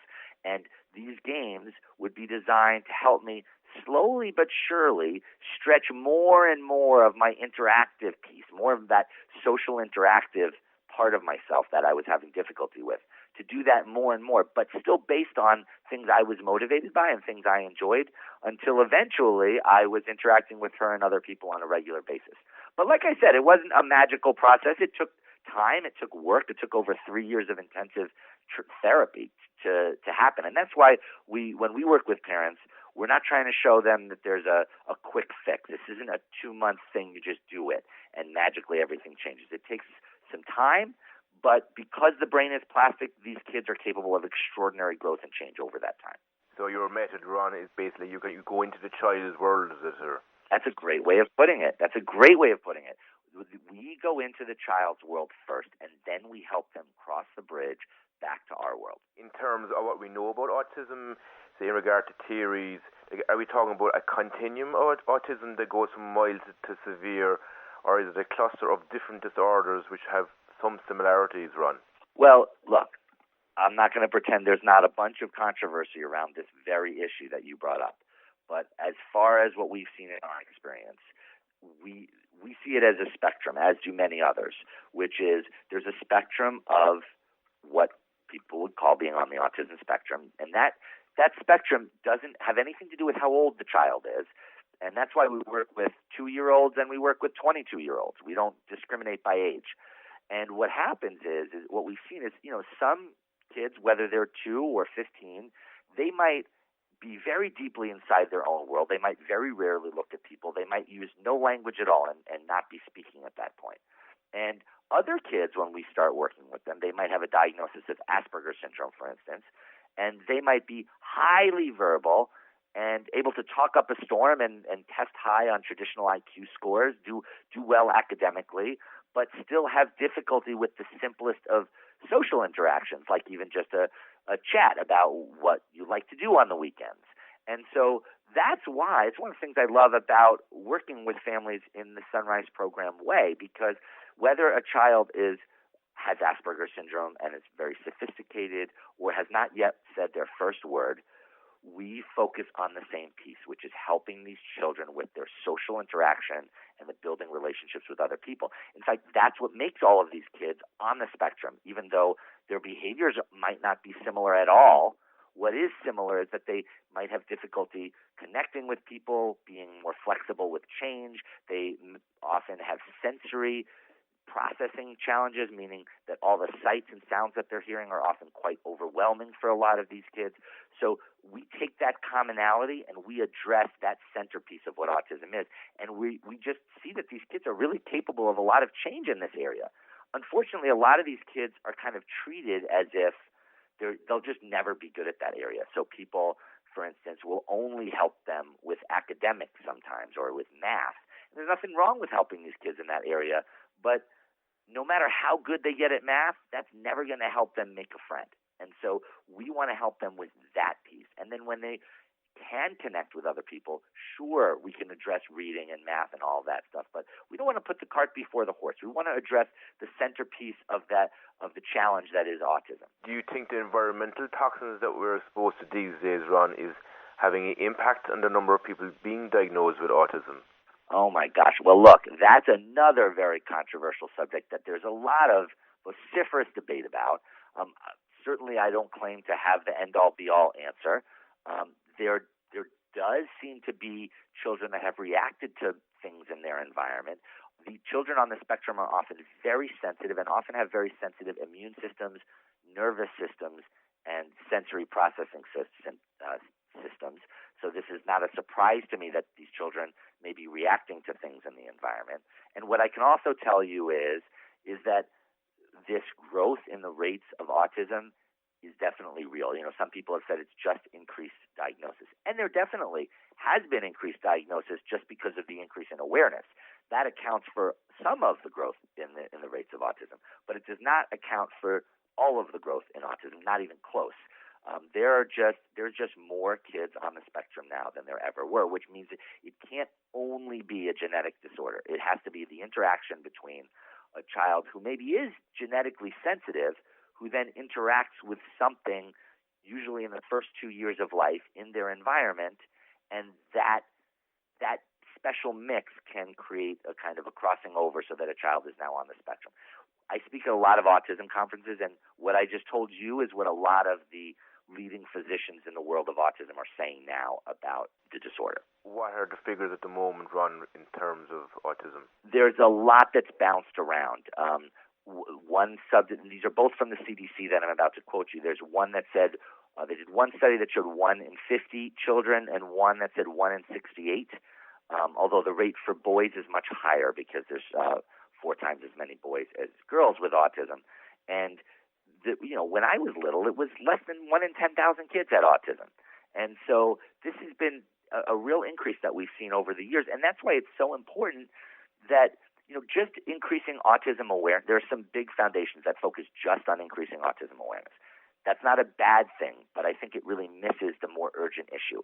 Yes, if a lot of people know that autism exists, that can be helpful. But what's more helpful is that we help all of the children who have autism right now, and that requires awareness, not just of what autism is and that there's more autism, but requires awareness of how to actually reach these kids, and that it's not through stamping out their behaviors and stamping out their interests and trying to behavior shape them and get them to conform to a world that they don't even yet understand. It has to do with getting in their world first, as you said, getting in their world first, building a connection with them on their terms, and then helping them slowly cross the bridge from their world to ours. Ron, do you think there's a possible genetic component to all of this? There's a lot of research going on in that area, and it does seem that there's some genetic component. But here's why I think this is a little bit of a less productive direction that people are going sometimes. Like there's, again, some big foundations that are focused just on looking at the genetics of autism. By the way, I've heard nothing new out of that in quite some time, so I don't know what kind of progress is being made in that area. But what I will say is this. Look, everything is genetic a little bit, right? If you get colon cancer, if you get breast cancer, there's a genetic component to all of that. That doesn't negate the fact that something is also happening with the environment. Because if you really look at what genetics is, genes don't tell you who you're going to be. What they tell you is how your body is going to react to environmental stimuli. So when you change the environmental stimuli, your genes do completely different things. So this is whether it's exactly how much of it is genetic or which genes, I don't know how productive that's going to be. And my other concern about this is that it ends up focusing on something that is going to help our great-grandkids, but is not going to help the kids that have autism right now. And our focus at the Autism Treatment Center of America, and the whole reason I do the Sunrise program, my personal focus, is on helping the kids who have autism right now and helping the parents who are trying to help their kids right now, and not saying, listen, I'll help the kids 5 generations from now or 2 generations from now, but the kids now are out of luck. I really want to help the kids that are having autism and that can be helped right now. And also these parents who are under extraordinary stress. And many feel really at the end of their rope. And we want to give them a way. We're a very parent-directed program. We focus on helping the parents. And so we help parents to really get to a place where they can enjoy their children right now with autism and help their futures by helping them grow and change in a much more productive way than maybe they've been shown in the past. A lot of people with autism can have meltdowns and tantrums. Would you have any advice for parents in how they could avoid these things or even maybe manage these situations? Well, first of all, you're absolutely right. And that is a big challenge that a lot of our parents who come here have. That their kids might scream or might tantrum or might hit, especially when either something changes in their environment or when they want something and they can't get it. So I really understand that challenge that parents have, and that is actually one of the main things we address in the Sunrise program. We address that pretty early on.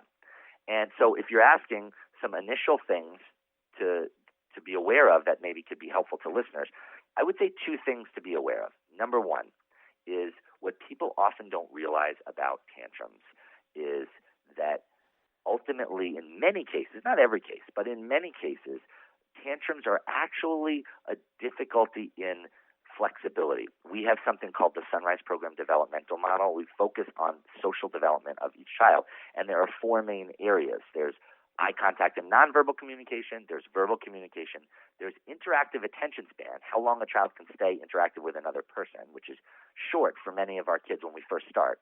And then lastly, there's the most overlooked area, which is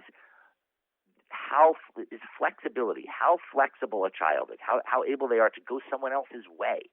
And so a lot of these kids start at a very low level in that area. And so if you have a low flexibility level, then if you take a different route to the doctor, or dinner is 15 minutes late, or you want to play your game instead of your child's game, a lot of these kids will really have a tough time with that and will have big explosive reactions. So when we help children to be more flexible, oftentimes their tantrums frequency goes way down. The other thing, though, that I would say that gets overlooked is that oftentimes when these kids are tantruming, they're trying to do, they're doing the best they can. They're just trying to communicate. And because they have difficulty communicating the way a neurotypical person would, this is the best thing they know how to do oftentimes to get their message across. And so one of the things we help parents do is, we're not one of these people who say, just totally ignore it. What we say is try and be helpful, but in a very slow, almost relaxed way. One of the reasons we help parents with their emotions and their attitudes is because if they can work on that, if they can get more comfortable with their children's behaviors and reactions, that's going to equip them best to handle them in a way that's going to really help bring about change and growth. So, for instance, when a child is yelling or screaming, or even I'm working with a child, and they're pinching me and they want something up on the shelf, the first thing I do is I sort of dumb myself down a little bit, and I say, I'm not sure. I would love to help you. I'm just not sure what exactly you want. So I don't run around trying to solve the issue, because that's telling the child, I understand what screaming and yelling and pinching means. So the first thing I just want to show is I'm not really sure exactly what you want here. And the next thing, which gets overlooked all the time, is that there are tons of times throughout every day when a child will try to communicate without tantruming, when they'll try to when they'll try to, sort of point to something, or they'll say part of a word, or they'll take someone's hand and gently take them over to something they want, or they'll say a whole word or a phrase. And usually most of us deem these situations non-emergencies. And because we think they're not emergencies, we don't move very fast in those situations. So the other important thing to do is you have to run, and I mean sprint, to get your child what they're asking for when they are asking in a way that is sweet and communicative. Obviously, there's sometimes when they're asking for something that you can't give them, and we have several techniques to handle that. But if it is something that you can give them, then it's really important to have a big, excited reaction and move very quickly versus the more slow, relaxed reaction we're going to have when they're really tantruming or hitting. Now, the thing I would say, though, is all of this only matters in the context of a program like the Sunrise program, where you're first joining children in their world and you're really building up a sense of trust and connection with these children. Without that trust and connection, none of the other stuff is going to matter. So I do want to highlight that. And Ron, what are your thoughts around eliminating negative experiences? Well, here's the thing. Let me ask you this before I answer that. What's your definition of a negative experience? I got the question from a mother with an autistic child. My definition would be obviously something along the lines of the meltdowns and the tantrums and the misbehaviors and all that side of things. Gotcha. Well, I'm going to say something that's going to sound a little strange, which is the first step is actually not calling them negative experiences. I totally understand that they can be difficult experiences for parents and for educators, and I don't belittle that at all. But part of the problem that a lot of times we have, and society kind of has with our special kids, is that we're often seeing things that they do and ways that they handle things as kind of negative, exactly as you said, sort of, oh, this is a negative experience or this is a negative behavior. And then we try and eliminate it. But the problem is when you label something as negative, your focus becomes stamping it out versus trying to understand it.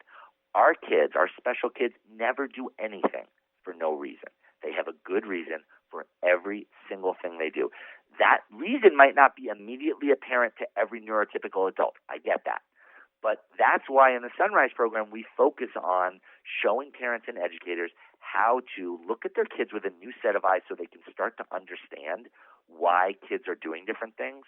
We have this one piece that I write about a lot, actually, in Autism Breakthrough because it's hugely important and no one's looking at it. And it's called Red Lights and Green Lights. And what that means is that there are certain times throughout every day that each child on the spectrum has red lights and green lights. And what that means is a red light means their brain is in a state because it's overstimulated and because of other things where it cannot take in any new information. when you try to take a child who's giving you a red light, and we show parents what all the symptoms of a red light are, a red light can last anywhere from 5 hours to 5 minutes. But when a child is giving a red light, they can't take in new information. So trying to get them to interact or speak to you or play a game or go to school or do any of these things when they have a red light actually exacerbates all the difficulties and causes, oftentimes, many of the meltdowns that our children have.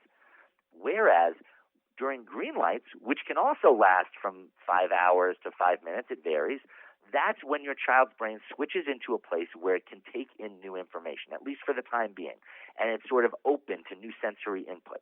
And that is the time, and which is evidenced by a child becomes more interactive or they look at you more, when we can use these kind of interactive games to help stretch a child's social interaction and stretch their other skills too. I mean, even teaching a child to brush his or her teeth, I would only ever teach that during a green light.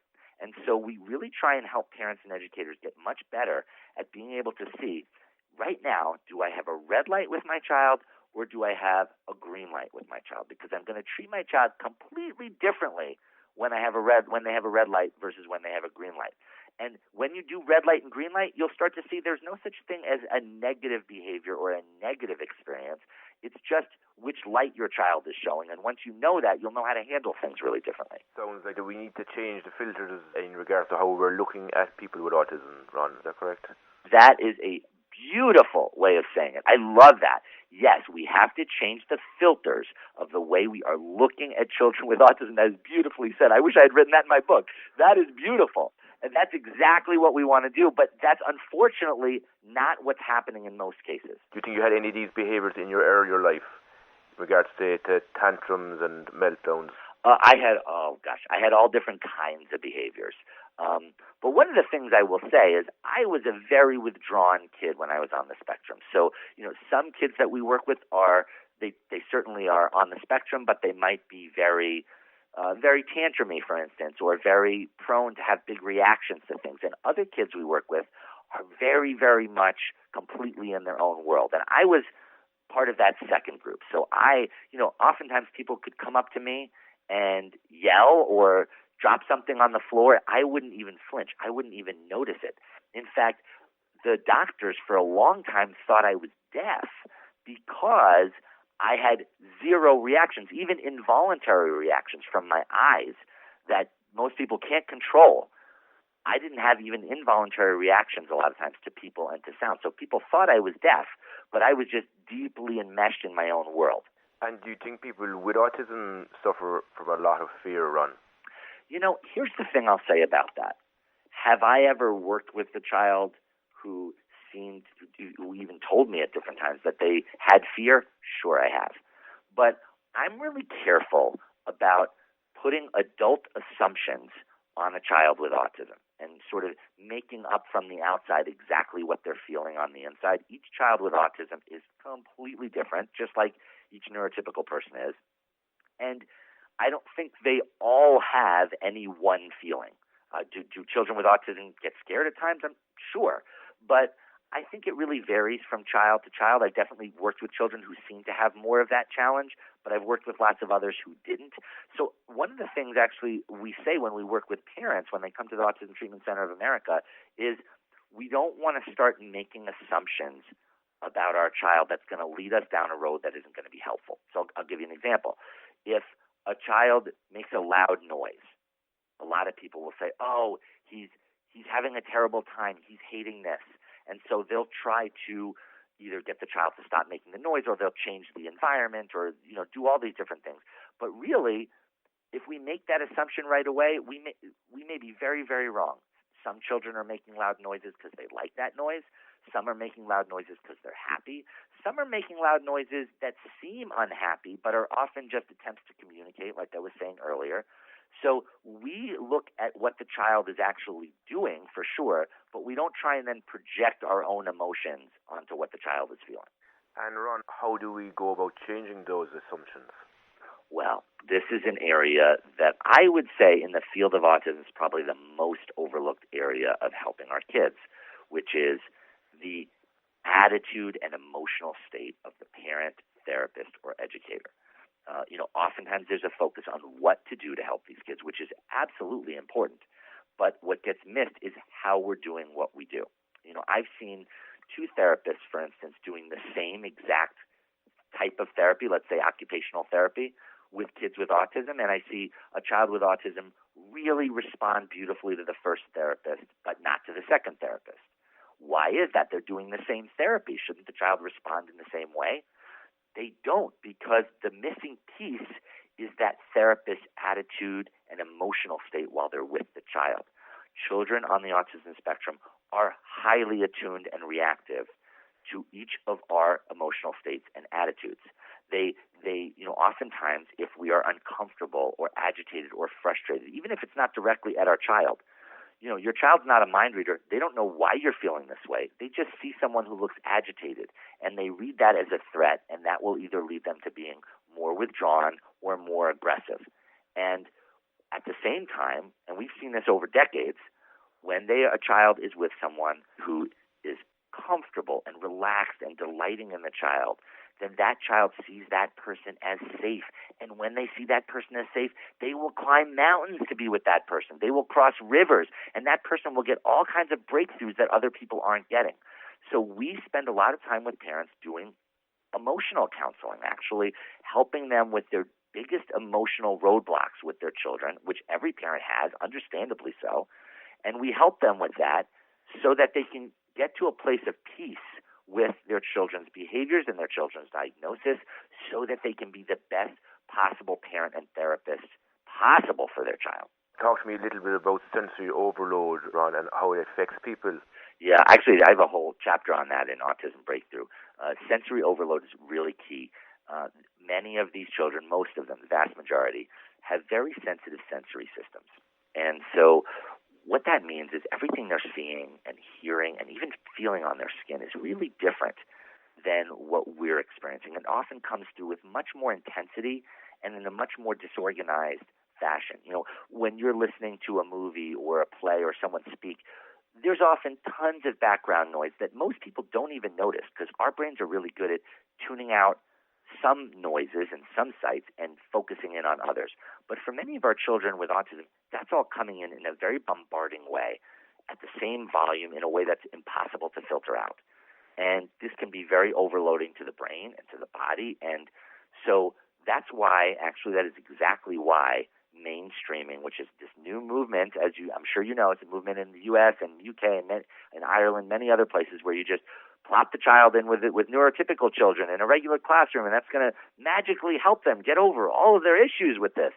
The problem with that is that if a child is having sensory overload, putting them in a mainstream environment is worse. You're actually overloading the child more. And the way you help a child to get over that isn't by just exposing them to more of it. The way you actually help a child with it is you start with a room. We call it the Sunrise Program Playroom. We tell people how to set this up.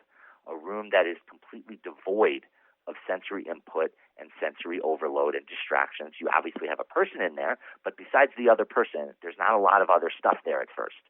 And as the child slowly, very slowly, gets used to that, we slowly increase how much sensory input is in the room. This is over a long period of time. And what we see is that these children are then able to adjust their sensory processing systems to be able to handle this. But it's like you can't just ask someone with no arm muscles to lift 200 pounds. It's never going to happen. But if you ask them to start by lifting 5 pounds, then you go to 10, then 15, then 20, you can get up to 200. But you have to start in a way that's not going to shock the system and in a way that the child is going to feel comfortable with. We know the Sunrise approach worked for you, Ron, but how successful has it been for other autistic children? Oh, that's a terrific question. Well, first of all, keep in mind, we've been around for over 30 years. So we are, we've seen lots of different children, adults, of all different levels of diagnosis from over 100 different countries. So what we've seen is this works. When we have this Sunrise Program approach, it really works with these kids. Does it work exactly the same and exactly equally with every child? Of course not. Every child's totally different.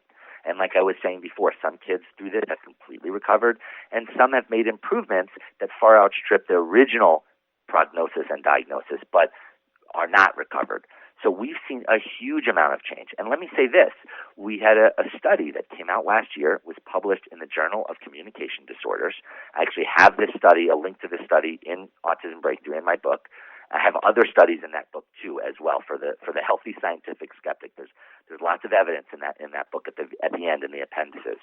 And in this study that came out last year in the Journal of Communication Disorders, it was a controlled study, so it had a control group and a Sunrise Program group. And the children that were in the Sunrise Program group had improvements in all sorts of social engagement and communication factors. And this was not tested by our developmental model. This was done using a test called the ADOS, which is a third-party established way of evaluating children on the autism spectrum. So this was a published study really showing what we've seen for decades, and it was really gratifying because I know that peer-reviewed scientific studies is really important for a lot of people to feel comfortable with something. And so now that we have that, and we're going to still have more over the ensuing years, this has been just incredibly gratifying, and it's also made life easier for parents because now it's easier for them to get funding, to get help with their program.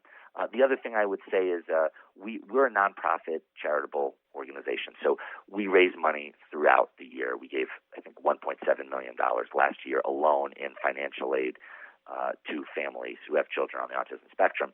And so there is help out there. I know it can feel like a desert out there for a lot of these parents, but there is help out there. We can help people with financial aid, and we've seen parents get other help as well. Would you have any advice for families with children and adults with autism, Ron? Well, the first thing I would say is don't let anyone tell you what your child is capable of. Don't let them dictate what you think is possible for your child. People are going to say all kinds of things about what your child can and can't do.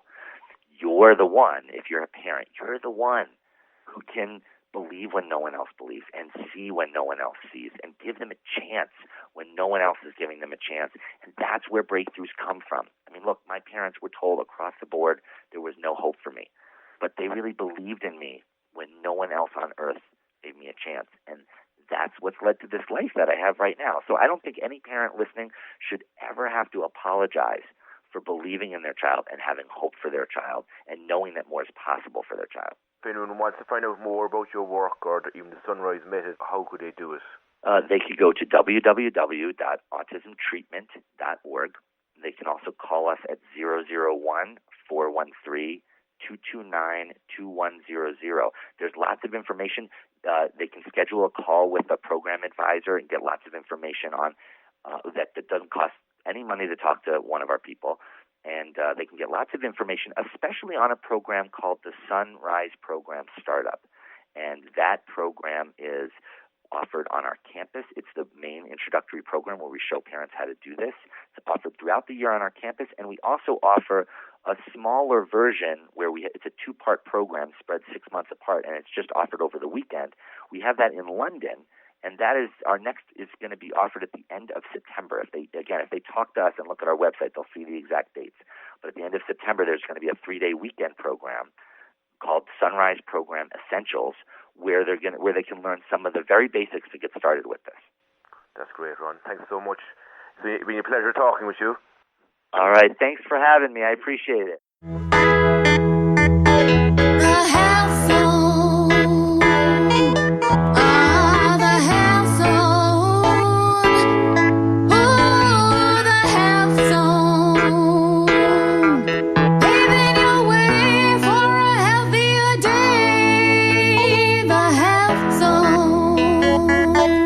Welcome back to the Health Zone. Check out and like our Facebook page on www.facebook.com/The Health Zone. Well, that was former CEO of the Autism Treatment Center of America, lecturer and author Raun Kaufman. You can listen to the full interview later on today on www.mixcloud.com/The Health Zone. Well, I hope you enjoyed the chat I had with Ron and it improved your understanding of autism and autism treatment. And as you heard in the interview, this innovative program is not without its critics, and it should be clear to you that neither I nor the people of the Healthzone radio show are endorsing their program or any other approaches we actually cover in the show as well. Well, in studio today, we're talking with former MEP, disability rights campaigner and parent, Cathy Sinnott. Good morning, Cathy. Good morning, Mícheál. How are you doing? Very good. That's great. It's a fine morning, isn't it? Yeah, I was really enjoying those interviews. Yeah, thanks very much. So tell me, Cathy, about your own experience from your son, Jamie, regarding his diagnosis. How was that for you? Well, you know, we go way back because now Jamie is 37 and you know, everybody has heard the word autism now, but really there were very few people with autism around then, or at least with the diagnosis. And I remember to the point that when a doctor in Cork first said, I wouldn't rule out autism. I mean, I had just heard the word maybe very vaguely, didn't know what it was. But anytime we'd say it to anybody, then when we went to the US just shortly after and got the actual diagnosis, and we would say it to people, they'd say, oh, he's artistic. You know, they just, the word didn't even exist. And it kind of says a lot about where we are now that, you know, almost everybody I'd say knows somebody or a family or someone in their neighborhood or family, their relations who has a child with autism, or, you know, I'd say everybody has some direct or indirect contact now. It really shows us. But as I say, back 37 years ago, you know, this was kind of an unknown. And for me, the way we got, I suppose it happened, is my son Jamie was very, very normal, very typical birth, everything. And I had an interesting measure, if you like, because he had a cousin just down the road, just down the road, 4 days before he was born. So Jamie was always just slightly ahead of him, even though he was 4 days younger. He did all the steps right on time, you know, just the two of them were kind of neck and neck. And then he got his vaccine and just lost everything. He just screamed and screamed, the high-pitched wailing, you know, looking back, clearly a case of encephalopathy, you know, kind of brain inflammation, and lost all the development he'd had till then. And really just started years of screaming, really in pain. And just, as I say, went backwards very quickly and then stayed there. You know, it was, so really that was 4 months. By 7 months, we were having him being assessed here in St. Finbarr's with the Children's Hospital at the time. And we got at the end of a week, it was, well, we wouldn't rule out autism, which, as I say, was like the beginning. And it was a long, long journey because really there was really nothing out there. We didn't have the internet. There were no books that we could find. There was really nothing. In the end, we wound up going to Chicago when he was 11 months old, and we were very, very fortunate in, you know, we went through all the kind of medical workup, and you know, again, they said it looked like autism, though they had never seen anyone that young at 11 months. And someone just happened to pick up a newspaper article, my father, about a great center in Chicago at Michael Reese Hospital, the Dysfunctional Child Center. They took us on as research because they had never seen a child that young that so clearly exhibited what they understood as the symptoms of autism, and began to work with him. And that involved 2 trips to America. About 7 months in all we were there. And really he showed incredible progress until we would come home to Ireland and there would be nothing. And I would try to keep it up and he would lose ground. And we kind of chugged along. In those years, it was all about fighting for services. I know parents, and I'm helping them, are still fighting for services. But at that point, it wasn't even that the services weren't there, but it was considered that if a child had been leveled at severe or profound, regardless of the diagnosis, that they were not educable, that, you know, they were incapable of learning, and so there were no real programs. So I suppose instead of kind of working on helping him in these beautiful ways that your interviewers, Donna and Ron, have talked about, though I would have tried to do all those. I remember kind of sitting in a little almost closet with him trying to do sunrise and, these different things. It really was all about fighting. Just fighting. But I suppose, over the years, I've learned an incredible amount, not just from Jamie, but because for many, many years, I ran a helpline called the Hope Project. So I really had kind of contact with parents and I began to realize how varied autism is in its manifestation, but also how the common points. Well, what impact did a diagnosis have, say, on you, Cathy, and say even on your children as well? Well, basically it just changes your life. The minute you get that sort of diagnosis, you either embrace it and get to work and roll up your sleeves and get going, or you kind of deny it for a long time and things get worse and eventually, you have to face it. But for me, it was really, let's get going. We've got to do things quick. And so my whole life changed, and that of my son and daughter at the time. What kind of help and support did you get around that time for yourself, Cathy? Oh, there really wasn't anything at that time, and not in Ireland. In the US, we did get great support because they found Jamie so interesting because he was so young, showing the signs. But here, nothing really. I think when Jamie was about 6, I began to hang around. He had 2 hours twice a week, a little nursery service so you could go off and do your shopping. And I remember it used to be very funny because I had no money to do shopping, so I used to sit, and it'd be cold winter, so I'd sit over the heaters in St. Francis and get mass and I suppose learn to pray for him and stay warm while I'd wait for him to have his little bit.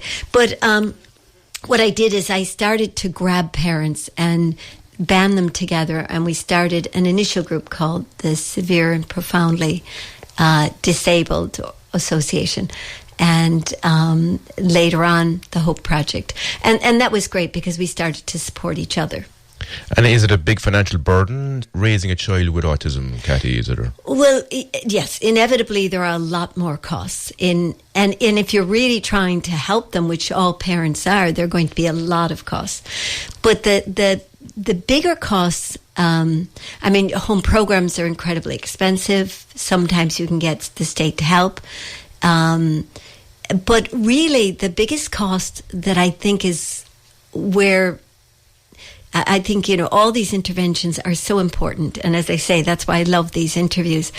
But I think the recognition that these children have physical problems as well, that these aren't all behaviors, they're not all emotional, that these kids, and as I say, I've been in touch with hundreds of families through the Hope Project over the years, and I would say that I've almost not come across a child that did not have a gut problem, a serious problem, with their digestive system, etc. And that until you really get that going, what you're trying to do is teach a child that doesn't feel good and whose body isn't making the brain chemicals he or she needs.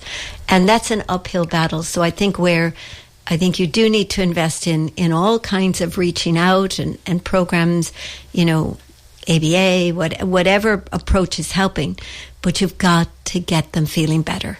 As you know, the European Charter for Persons with Autism resolution was passed on Thursday, May 9, 1996. Do you think it has made any difference in Ireland for people with autism? Well, that was an important charter, and it was way ahead of its time. I don't know. I don't know how much of a difference it's made here.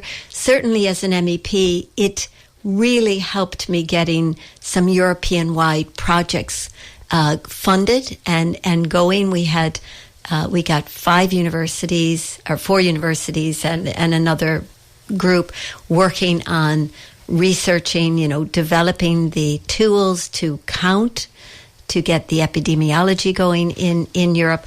And that was really very much, that was critical that this resolution had been passed through the Parliament. Had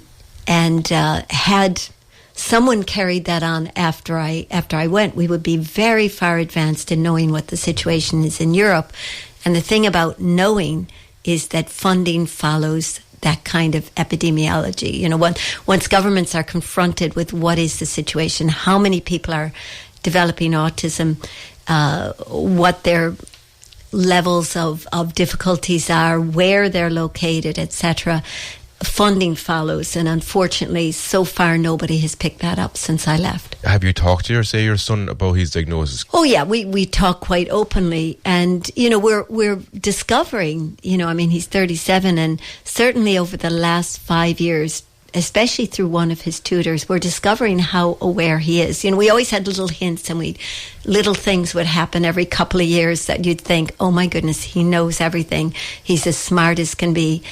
But mostly he presents as being very profound. But really, just in the last few years, he's beginning more and more to emerge as someone that is very much there intellectually, but just blocked from communicating. Do you think there is a misunderstanding of autism because the sector is underfunded? Oh, yeah. I mean, I think there's... well, I don't know if that's the reason. Certainly, the better funded the sector is, the more they would be able to research, the more experience they'd have of successful things in the classroom, successful approaches, and we would learn a lot more. Because as the children are helped, they themselves will let us know what's going on.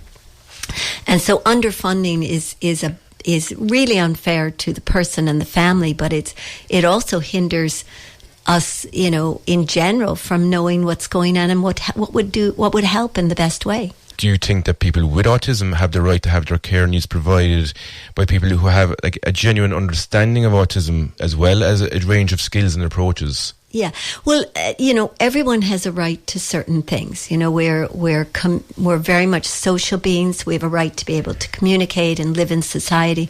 You know, we have a right to know and to choose. We have a right to the pursuit of happiness. These are very fundamental rights, and we all have them. Autism, not autism, we all have them. But it's giving the special helps that people with autism need in order to get their fundamental human rights that's important. And yes, of course they do. And only, maybe I should say, the reason they have a right to this from people who are open and helpful and able is because otherwise it won't be effective. You know, I think certainly with autism, if you don't get it right, it's very, very difficult. Because, you know, I had a sister with Down syndrome and I have a nephew with Down syndrome. And they, like any typically developing child, pick up from the environment. So they certainly need, you know, extra help, etc. But it's different. You know, they're more able to access even non-special help. Whereas with people with autism, so often, if you don't get it right, it's like a key in the lock. The key might fit, but if it's not the right key, you won't be able to turn the lock. So you have to have the right approach, you know, and be able to deliver the right approach, or you're not going to make progress. And Donna was making that point very clearly, that approach can vary very widely between people. You know, that, you know, for one, you know, ABA is absolutely life-saving. For another, maybe a more sort of relationship-based, though good ABA should be relationship-based as well, and is. But, you know, different approaches are for different people, and you have to have someone that can deliver that, or at least can identify what type of approach and what type of person needs to work with them. Cathy, I've read that if, say, health professionals are not aware of the differences in autism, that they may misunderstand people with autism, can even cause greater stress to the person with autism as well. What do you think of this? Well, I had a recent example recently of a family were visiting me, and including their son, who's now communicating through a thing called RPM. So between a kind of a good sort of background of ABA and now RPM, he's you know, a teenager, and he's communicating like a teenager. He's nonverbal. But he finally, because he now can communicate with RPM, he was able to tell his family, I don't want to go to that school anymore. And the reason he didn't was they kept making him, you know, they wanted him to put something on a box. They were teaching, these words like on, under, next to. And they constantly made him do these exercises over, put the pencil on the box, put the pencil next to the box. This guy could spell all those words. He could communicate with all these words. He knew how to use them grammatically correctly, but he just couldn't make his hand do it. So, but they weren't willing to go past that exercise. So yes, you have to be able to fit it to the person, or you cause great suffering. Fine, we're nearly out of time, but all parents worry about their child's future, especially when they're not around anymore to care for them. But how do you feel about that, Kathy?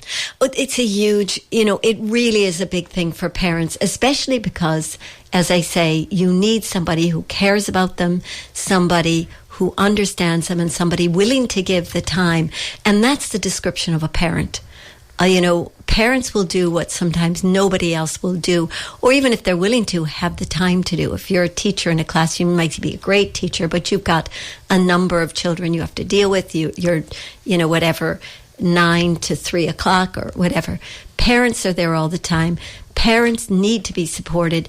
They need to know that there's someone after, but we need to make the most of them now so that their children are as functional as possible when that inevitable comes. Thanks so much for coming in today, Kathy. Great. Thank you. Well, that was former MEP, disability rights campaigner and parent Kathy Sinnott. Well, don't go away, because up next we'll be chatting with Dr. Temple Grandin all about autism. Let's take a quick break.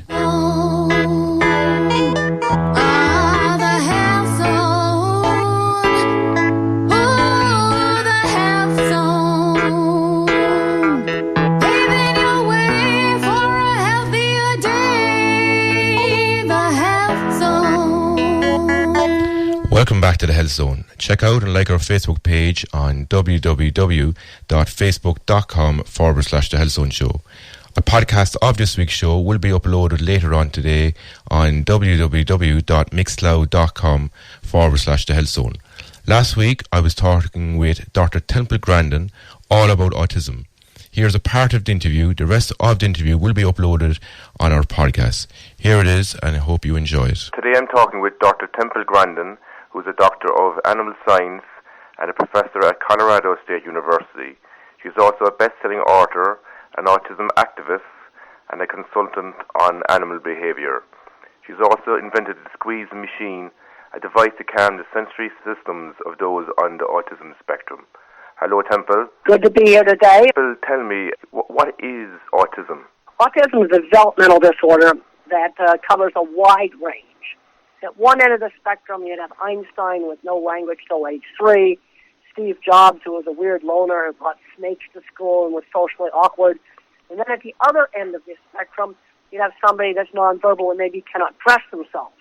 Since the DSM-5 started in 2013, this has resulted in really broadening the spectrum because it dropped out to Asperger's. So now you can be labeled autistic when you have no speech delay. Where before with Asperger's, you had to have a speech delay in order to be labeled autism. So what it's done, at least in the U.S., and I have to talk about the U.S. more than other countries, is that it's made the spectrum so broad that it makes it very difficult to, advise parents. Okay, if a child's 3 and they have no speech, I have a standard answer, 20 hours a week of intensive one-on-one early intervention therapy. But once a child gets older, you need a very different approach with a gifted kid who's good in math but socially awkward, who maybe ought to work for a technology company, than with somebody that cannot dress themselves when they're 10 years old.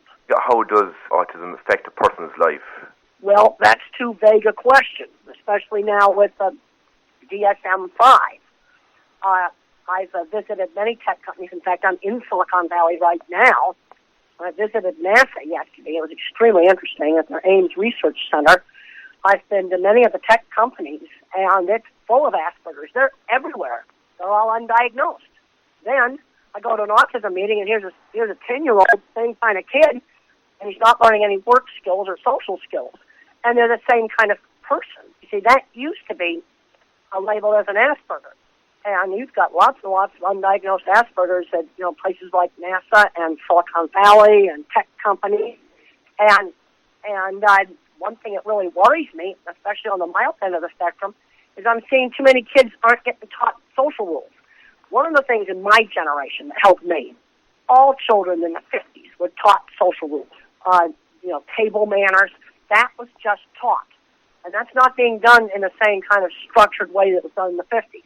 And I think that really hurts the kid who's on the mild end of the spectrum. A child that remains nonverbal, who has trouble with things like showering, requires a very different service than maybe I've got a smart 8-year-old who's brilliant in math. Maybe I ought to introduce programming, and you start teaching them work skills, he can go work for a tech company. And then I've got another kid where that's definitely not the option. I know you talked about the challenges. What exactly are the challenges for a person with autism? Well, the main thing on the milder end of the spectrum is the social circuits aren't hooked up. They've got to be taught. All, what eye signals mean. Everything has to be taught, like training somebody how to behave in a foreign country with a very, very different culture. Like, for example, when I went to China, I learned that if you point with your finger, that's rude. You should point with your entire hand. Somebody has to tell me that. I have no way of knowing that. And some of the social circuits are just not hooked up. But maybe you've got other circuits that are going to be very good at art, very good at music, very, very good at something like computer programming. And the thing that saved me as a child was my ability in art was always, always encouraged. And I ended up using that in my business, designing cattle handling facilities. We've got to work on building the kids' strengths. Because on the milder end of the spectrum, a lot of these kids are gifted, but they're not going down a gifted route. See, this is the problem now with the DSM-5, is that made the spectrum so broad. Now, I think the originators of the DSM-5 expected these mild kids to be labeled something called social communication disorder. But that's not happening in the U.S. Nobody gets labeled with that because there's no funding for that. So I'm seeing a kid that ought to be headed to Silicon Valley getting labeled autistic and being put in a classroom with a 12-year-old that has difficulty eating by himself. You pointed out the strengths of the autistic mind there, Temple. A lot of people focus on the deficits of the autistic mind, but can you just talk a little bit about this? Well, yes, and the problem is, you've got the parents that have a very severe kid. He's 10 years old, he's self-abusive, no speech, horrible sensory problems where if you take him shopping, he can't stand the sensory overload. Those parents are going to be totally stressed out, and there's no talents to develop there. This is the problem you've got with this diagnosis. It's been made so broad. If a kid gets diagnosed with dyslexia, yes, he's got normal social, he has trouble reading. If a kid's diagnosed with ADHD, he's got attention, and normal speech. It's a much narrower range. And so as soon as, if you got a 3-year-old who's not talking, I can give you a canned answer. You need to do 20 hours a week of, one-to-one ABA or some other kind of. But once the kid gets older, I have to have a lot more information. You got to tell me about him. He's 8 years old. How's he doing in school? You have a teenager. One of the biggest problems I'm seeing with the fully verbal teenagers, they're not learning work skills. That needs to start when they're like 12 years old. They need to go work in some neighborhood store and learn some work skills. When I was 13, my mother got me a sewing job. When I was 15, I was cleaning horse stalls, and I was learning how to work. And do you think that there are more children diagnosed, say, now today than there was, say, 30 years ago? And is there a reason for that? Well, I think a lot of it's increased diagnosis. And I think another problem, at least in the U.S., they have taken out all the hands-on classes. Art, music, cooking, sewing, woodworking, welding. And these are things that make really good careers for a lot of people. Right now, we have a shortage of car mechanics. Well, how can a kid get interested in car mechanics if he's not exposed to it? We're getting so hung up on the standardized testing and things like taking algebra that we've forgotten about training kids for careers. I'd say on the fully verbal end of the spectrum, maybe 20% of them, a car mechanic would be a great career choice. It's not for everybody. You see, this is the problem. And when you get on the high end of the spectrum, you tend to have the visual thinkers like me that are going to go in the art route and have trouble with math. And then you've got the mathematical thinkers, the pattern thinkers, good at engineering, things like computer programming. They have some difficulty with reading. And then you've got another big group, they're the verbal thinkers. They tend to love history. They're very good with writing and knowing facts. great job for some of them is specialized retail because they can know everything about the product. I heard about one boy, he was only like 14 years old. They tried him out at a car dealership, and he sold 5 cars in 1 week, even though he wasn't allowed to demonstrate any driving. He just talked to the customers and showed them in the lot. What are your thoughts, say, in regards to the label of autism hurting or like even limiting these kids, Temple? Well, yes. You see, the thing is, you've got to look at the kid. Don't get locked into the label. Now, if I got a 3-year-old that's not talking, I cannot emphasize enough the importance of early intervention. You got a 2-year-old that's not talking, not socializing, you better start working with this kid, and you better start working with him right now. I can give you the same answer across the board. But as soon as the kid gets older, I got to know a lot more about the kid before I'm going to give any answers about what to do. And parents hear the word autism. Okay, the kid's 9 years old. He got the label because he's got no friends. Well, one of the ways to get friends is through shared interests. Things like getting into, scouting, or getting into an art club, or maybe a theater group, or getting into a music group, choir, or band, where you interact with other kids to a shared interest. That was very helpful to me. You get kids into those sort of things. And I see a lot of smart kids, and I have to say, I just found out that the head of Twitter, I just read this the other day, there's autism, there's a lot of autistic kids in Silicon Valley. He doesn't allow his kids to play video games all day. We got to limit the video game playing, just like TV was limited for me in the 50s. 1 hour a day they can do video games, and that's it. And they got to be doing other things. Are there people with autism who are high functioning and low functioning, Temple? Well, yes, absolutely. Yes, they're working at NASA. They're working at Microsoft. They're working at Google. They're working at every company that's in Silicon Valley. Yes, they certainly are. And then there's others where nothing was done to develop their abilities, and they're playing video games on Social Security. Then you've got kind of a middle moderate group. These are the ones that when they get to be 8 to 10 years old, they've got speech, but it's real limited speech. Reading level might be, might be at like an 8-year-old level. And then you've got ones that have much more severe problems. They have no speech. They may have a tough abusive behavior, very, very severe sensory problems where they cannot tolerate going shopping in a busy shopping mall. And there's some people that are fully verbal that have horrible sensory problems. And one of the places where they need to be doing research is how to desensitize and treat problems with sound sensitivity, because they can be very, very debilitating. There's kind of 3 levels. But when the kids are little, when I was 3, I looked really horrible. And you have a 3-year-old not talking with all the full-blown behaviors. They all look the same. So you've got to start working on them. And you kind of, some of them are going to become fully verbal, others stay severe. And when you have parents with a child that remains severe, that's really stressful for the parents because they can't do any normal activities. And another problem I'm seeing with the fully verbal kids, I'm seeing a tendency to overprotect. Ran into a teenager the other day, about 15 years old, got talking to a family at the airport when one of my flights was delayed. The kid was really good at computer animation, and he was just staying at home doing it in his room. And I go, he needs to do it for somebody else. Well, it turned out their church needed to have a video edited for their church picnic. I said, that'd be a great job for this kid. He can edit that at the church, and he needs to go to the church office and do it. Because I want him out of the house doing a job for somebody else, and he's going to have to make a video that the congregation's going to like. So I learn how to do a task for somebody else. This kid is what I'd call this garden variety geek. And I've talked to him about animation. He was a bit shy. He just needs to be gotten out of the house. Well, you need to differentiate from him from a kid that's much more severe. You see, this is the problem. You get such a wide range of behavior now applying the same label to it. First deficit in autism is the social circuits aren't hooked up. That's your core deficit. Is there a best way to communicate when they're verbal or non-verbal? Well, it can't be vague. That doesn't work. You see, you're asking a lot of very, very vague questions. People tend to grossly overgeneralize about this. Okay, so somebody comes up and they say, what do I do with my autistic kid? And if they say 3 with no speech, I got a standard answer. Let's say I ask them, I say, how old? Okay, 9 years old. And he's got fully normal speech. He might be really good at math, and I want to develop the math, maybe introduce computer programming. All of these kids have got to be taught social skills in a much more structured way. And you want to use what I call teachable moments. Like if I ate potatoes with my hands, Mother would say, use the fork. Instead of screaming no, give the instruction. Another thing you've got to do is give the kid the chance to respond. Their brain processes slowly.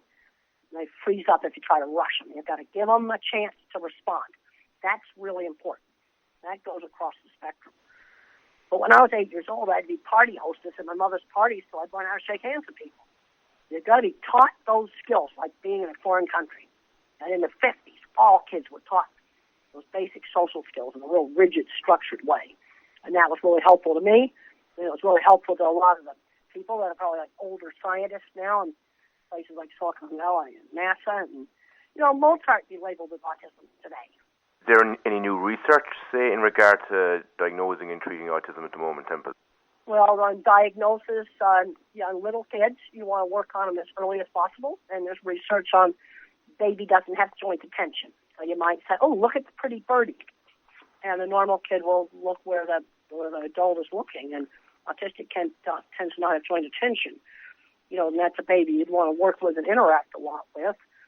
I can't emphasize enough the importance of early intervention. You've got to start working with these kids really early. And you can't just let them, sit in the corner and tune out the world. And some of the kids that have more severe sensory issues, you're going to need sensory breaks, but you got to work with them. You see, the problem is you got a whole spectrum of severities here. And the DSM-5, at least the way it's interpreted in the U.S., has made it, taken the Asperger's out. You now have a kid that ought to be working for Microsoft in a classroom with a one that cannot talk and maybe can't read, second grade books. And what was your own experience, Temple, like growing up with autism? Well, I went to a small little school with old-fashioned 50s structured classrooms in elementary school. A mother and a teacher were absolutely consistent on discipline. That worked well. Being a weird teenager in a large high school was a disaster. I was one of the students that had to be removed because I got teased and I was, retaliate fighting, and ended up going to special boarding school. And I spent the first 3 years at the boarding school riding horses and cleaning horse stalls. And I think Mr. Patey, the headmaster, realized I was learning work skills. And that's one of the biggest problems I'm seeing today. They need to learn work skills way before they graduate from high school. They've got to learn how to do that. And I learned how to do that, and my ability in art was always encouraged. I had to learn how to do art that other people wanted. That's an important skill you need to learn. And then what are the challenges you experienced yourself, like from when you were diagnosed? Well, when I was a little kid and I was 3, I was a little severe looking. You see, this is a problem on the little ones where there is speech delay. The ones that you can pull out of it and the ones that stay severe look the same. You got to get that kid into early intervention, like right now, the second. You don't wait. And the treatment is the same when you're working with the 2-year-olds and the 3-year-olds. That's where I can give you a standard answer. Now, once you get past that, they merge apart into different groups. I've made a point of doing talks in the tech world. I was at NASA yesterday. And I do talks at autism meetings. I do talks at cattle meetings. I go to a meatpacking plant, and there's a whole shop full of old hippies that run the maintenance shop. And I know they're undiagnosed on the spectrum. And they took welding when they were in high school, and that's why they're there working in the maintenance shop. What was the most challenging thing for you with autism, Temple? Well, understanding the social stuff. And when I was a child, none of the books and things were available. And reading some of those books would have been very, very helpful to me. Understand that, this is social circuits that aren't hooked up. And I have to learn it like acting in a play. There's a lot of the materials that are available. They weren't available when I was, when I was a child in the 50s. And it would have been helpful. I didn't know until I was middle-aged about eye signals that people have. I didn't even know they existed. Simon Baron-Cohen did work on that. I learned about that when I was 50 years old. It would have been really helpful to know about that when I was a lot younger. How did you make your recovery? Well, it's a long, gradual process. People are looking for magic instant turning points. There are no magic instant turning points. It's a long, gradual improvement. You gotta keep learning. You always keep learning. Don't get locked into the label. It's a behavioral profile. It isn't like tuberculosis where you can do a medical test and, yeah, you got tuberculosis. It's not like that. It's a behavioral profile. Don't get hung up on it. You know, and unfortunately, the same name is getting applied to somebody who's ought to head for, major high-level technical job. And the same name is going on somebody that can't take a shower by himself. You see, that's at least what the DSM-5 has done in the U.S. Taking out the Asperger's has been a mistake. Now, it's my understanding, the International Classification of Diseases, the ICD, what they are proposing is levels of autism. Like your new Asperger's with the no speech delay, no intellectual impairment, and then going down into more severe levels. Then you have the ones like me that look really terrible when they're trained, real severe, that you can get them talking and kind of pull them out of it. And then you've got others where they get partial speech, and then you have others where you get no speech. And then the other problem you've got with some of the individuals that are don't talk is they actually have a locked-in syndrome, and they have a good brain inside, but they can't control their body. And there's some very good books that give a lot of insight into that, like Tito's How Can I Touch? My Lips Don't Move, where the sensory system just provides an absolute total jumble. And I have a whole section on sensory problems in my book, The Autistic Brain, where I talk about, some very severe sensory issues. And if there's a place where research is needed, it's on treating these sensory problems. What interventions or methods helped you along the way? The early intervention, old-fashioned 50s parenting, where social rules were taught in a much more structured way. I had good teachers. I had a great science teacher. I can't emphasize enough the importance of good teachers, get kids interested in career paths. Good teachers are very important in that. There were some good people in the workplace. There was a very good building contractor named Jim Ooh who recognized my abilities. There were a lot of good people along the way. And also, and then I had learned working skills. Mother had a really good sense of how much to push me. There's a tendency to overprotect these kids, and she knew just how much to push me. There's a tendency to coddle them and not stretch them. You got to stretch them just outside the comfort zone. No sudden surprises. When I was afraid to go to my aunt's ranch, Mother gave me a choice. 1 week or all summer. Not going was not going to be a choice. But I'm seeing situations where this mom, her fully verbal teenager, she was scared to let him go work in the church office, a mile down the road. He's 15 years old. He didn't work in the church office. You see, that's a chance. That's an example of getting overprotected. And do you think this overprotection that parents use, say, with their children is preventing from progressing? You're asking way too generalized a question. If you're dealing with an older kid or a teenager that's fully verbal, I've got much different suggestions than if you're dealing with that 30% on the spectrum that are very severe and cannot do like normal daily activities. It's very stressful for those families. They can't go to a movie with the kid because he's going to scream and yell. You can't do normal activities with them. That's a very, very different situation than a child that's fully verbal and maybe a gifted artist and may have some anxiety problems. May need to take some Prozac or something like that for anxiety. You see, you've got very different situations. I cannot emphasize enough the importance of not overgeneralizing once you get past the 3-year-olds. No, you're a visual thinker yourself, Temple. What's that like? Well, everything I think about is in a picture. I don't have a picture. I don't think about it. I explain that in detail in my book, Thinking in Pictures, also in The Autistic Brain.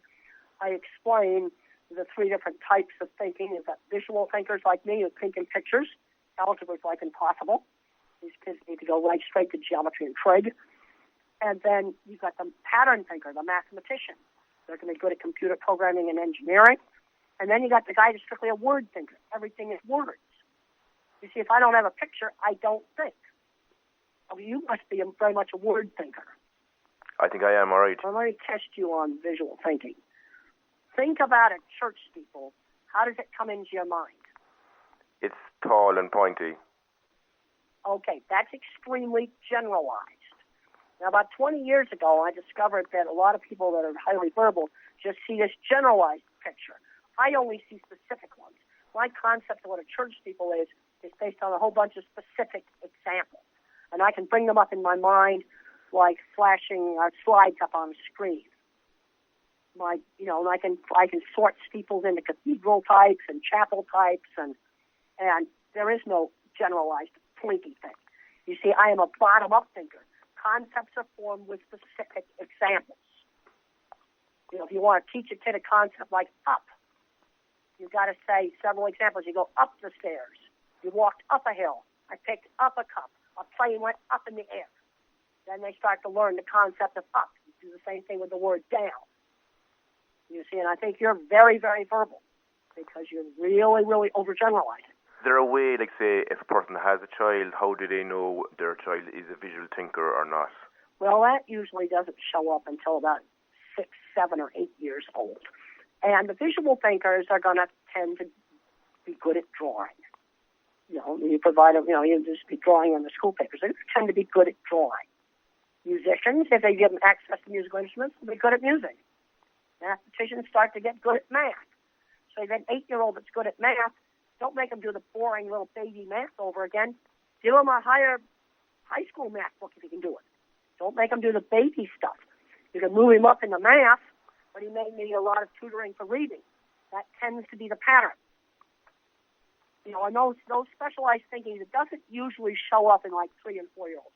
Sometimes it does, but my ability in art was not really evident to 7, 8, 9 years old. And it's easy to tell. They do pictures. Mathematicians are good at math. Musicians are good at music. But in order to get good at music, they got to have access to musical instruments in order to find out they like playing it and are good at it. Is there any particular careers, say, for visual thinkers that they would be very drawn to or very good at? Well, let's just go through careers. In my book, The Autistic Brain, Helping Different Kinds of Minds to Succeed, I go into detail about careers for the different kinds of minds. Okay, let's take my kind of mind, the visual thinker. Okay, good careers would be artist, graphic designer, computer animation, architectural drawing. These would be all things that would be very good for the visual thinker. Fixing cars, because you can visualize things that go wrong with the cars. Lots of skilled trades types of things. Those would all be really good jobs for visual thinkers. Now, your pattern thinkers who think in patterns, usually your mathematicians, there would be all kinds of computer programming jobs, engineering jobs, all kinds of mathematical things, data analytics, stuff like this, a lot of different tech jobs. And then you have your word thinkers. These are the kids that love history. One great job for them is specialized retail or journalism. The thing about specialized retail is one guy who's on the autism spectrum. He works for an auto parts store, and he doesn't have to use a computer. He's memorized the part number for every item they have in that store. Well, they love them. Let's get them into those sort of things where you use the strengths. And the other thing I cannot emphasize enough is they've got to learn working skills. And they've got to start that around 12 years old. They can be simple things like walking dogs for the next door neighbors. And it needs to be somebody else's dog. They've got to learn how to work for somebody outside the family. So you figure out little jobs in the neighborhood. When I was 13, I did a sewing job that mother just set up with a lady who sewed dresses in her home. And I was doing that 2 afternoons a week. Got to teach these kids work skills, and it needs to start way before they graduate from high school. For yourself, Temple, have there been any particular issues that you've struggled with that you've actually overcome? Well, I've mainly overcome one of the biggest issues I probably have now. I've got my anxiety under control with antidepressants, and there's the visual thinkers and some of the mathematicians tend to have a lot of anxiety. They're going to need to take some Prozac, that's fluoxetine, or maybe Zoloft, a drug called sertraline, to control anxiety. And if you want to read about that, my book, Thinking in Pictures, there's a chapter called Believer in Biochemistry where I describe my experiences with antidepressants. And even though that chapter is 20 years old now, it is still accurate. Those drugs have not changed very much. And so, I take that antidepressant. But I do have a certain amount of health problems that I have to contend with, autoimmune problems, skin problems that are sort of like nuisances. That's my main problem now, and I have a bit more of those problems than most people do. And I think that's related to autoimmune problems that seems to go together with autism, and that's my main challenge now. And tell me, how are pets and animals beneficial to people with autism, Temple? Well, some kids as service dogs can be really helpful. You know, the thing is, people are always wanting the magic thing for everybody. There's kind of three ways that autistic kids react to dogs. You've got the ones best buddies, love dogs, works great. And you've got a second type, a little bit afraid of dogs, but then they get to like them, and that can be really good. And then there's a third type where the dog is not appropriate because the child has sensory problems with the dog. Like he's afraid the dog's going to bark and it's going to hurt their ears. Or they don't like the smell of the dog. And it's sensory. And for that child, the dog is not appropriate. You see, this is where the sensory factors can really be a big factor. You know, and as I said before, one of the things they need to be doing is they need to be doing research on sensory, because you can have a really smart computer programmer that has a horrible time with sound sensitivity. And we need to be working on finding ways to desensitize these problems. And one of the best ways to desensitize it in little kids is to have the child control it. Okay, so we go to the big supermarket, and okay, how much supermarket can you tolerate? And when you've had enough supermarket, we'll take you out. In other words, let the kid control how much supermarket he's going to have to tolerate. Sometimes you can desensitize it, especially in the younger kids. And there's brain scan research that shows that when they hear certain loud noises, it activates the fear circuits in the brain. Well, that's like totally atrocious. You know, and then my top area for research is treatments for some of these really bad sensory oversensitivities. How do you think, say, autism is being portrayed currently in the media, Temple? Well, I was really pleased with the HBO movie. They did a great job on that. Emily Gerson-Sains, mother of an autistic child, they did a fabulous job on the movie. I think it helped educate a lot of people.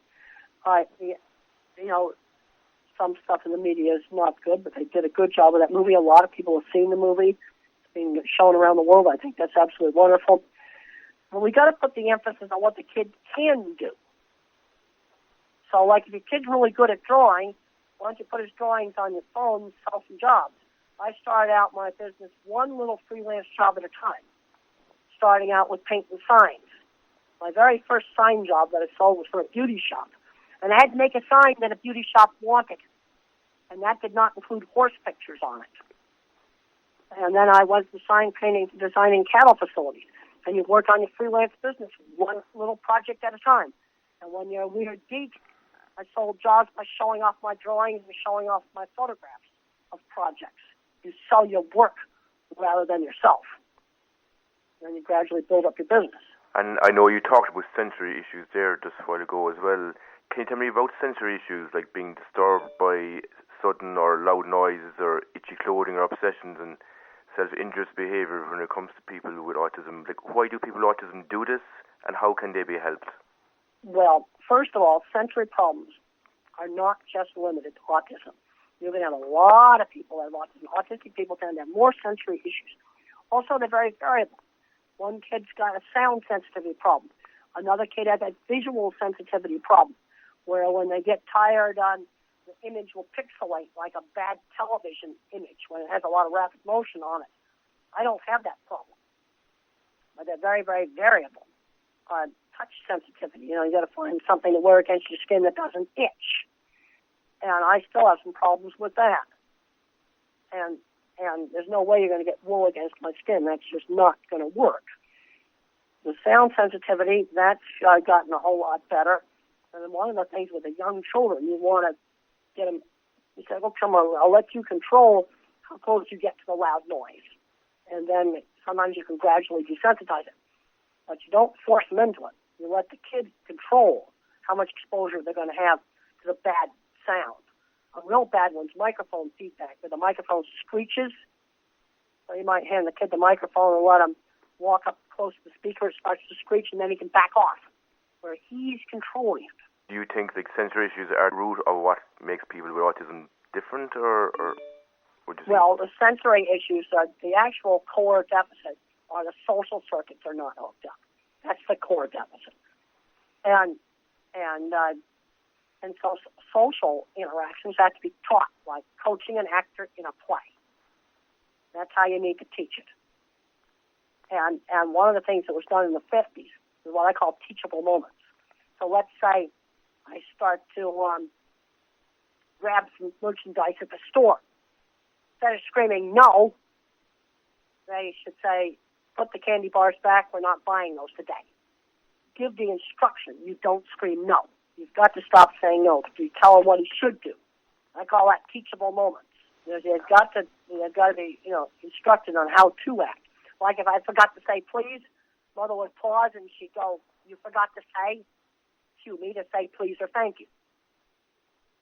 That was done all the time with me as a little child. Sensory problems, like they're a big factor in autism. Sensory problems vary, very, very. It varies from mild to severe. And there are some people that are fully verbal and really high on the spectrum that have horrible problems with sensory issues and make it very difficult for them to work in a normal environment. Sensory issues would be my top area for researching to find treatments for them, and they vary. One person with autism has touch sensitivity. Another one has sound sensitivity. Another one may have visual problems. I don't have visual problems, but there's others that do. And would you have any guidelines for families, say, listening in, how they could actually help their children, Temple?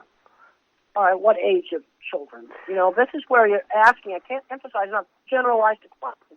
Once you get away from the real little children, I have to have a lot more information in order to answer a question from a parent. I suppose we're looking at two markets. I suppose the children, teenagers, and adults. Looking at three markets really. That's with children, teenagers, and adults. Teenagers that are fully verbal, they got to learn how to work. I was cleaning horse stalls when I was 15, 8 of them every single day, 7 days a week. You got to learn that responsibility and discipline of work. We've got to control the video game playing. I'm seeing too many bad outcomes. There's a few that learn how to program games, and that's good.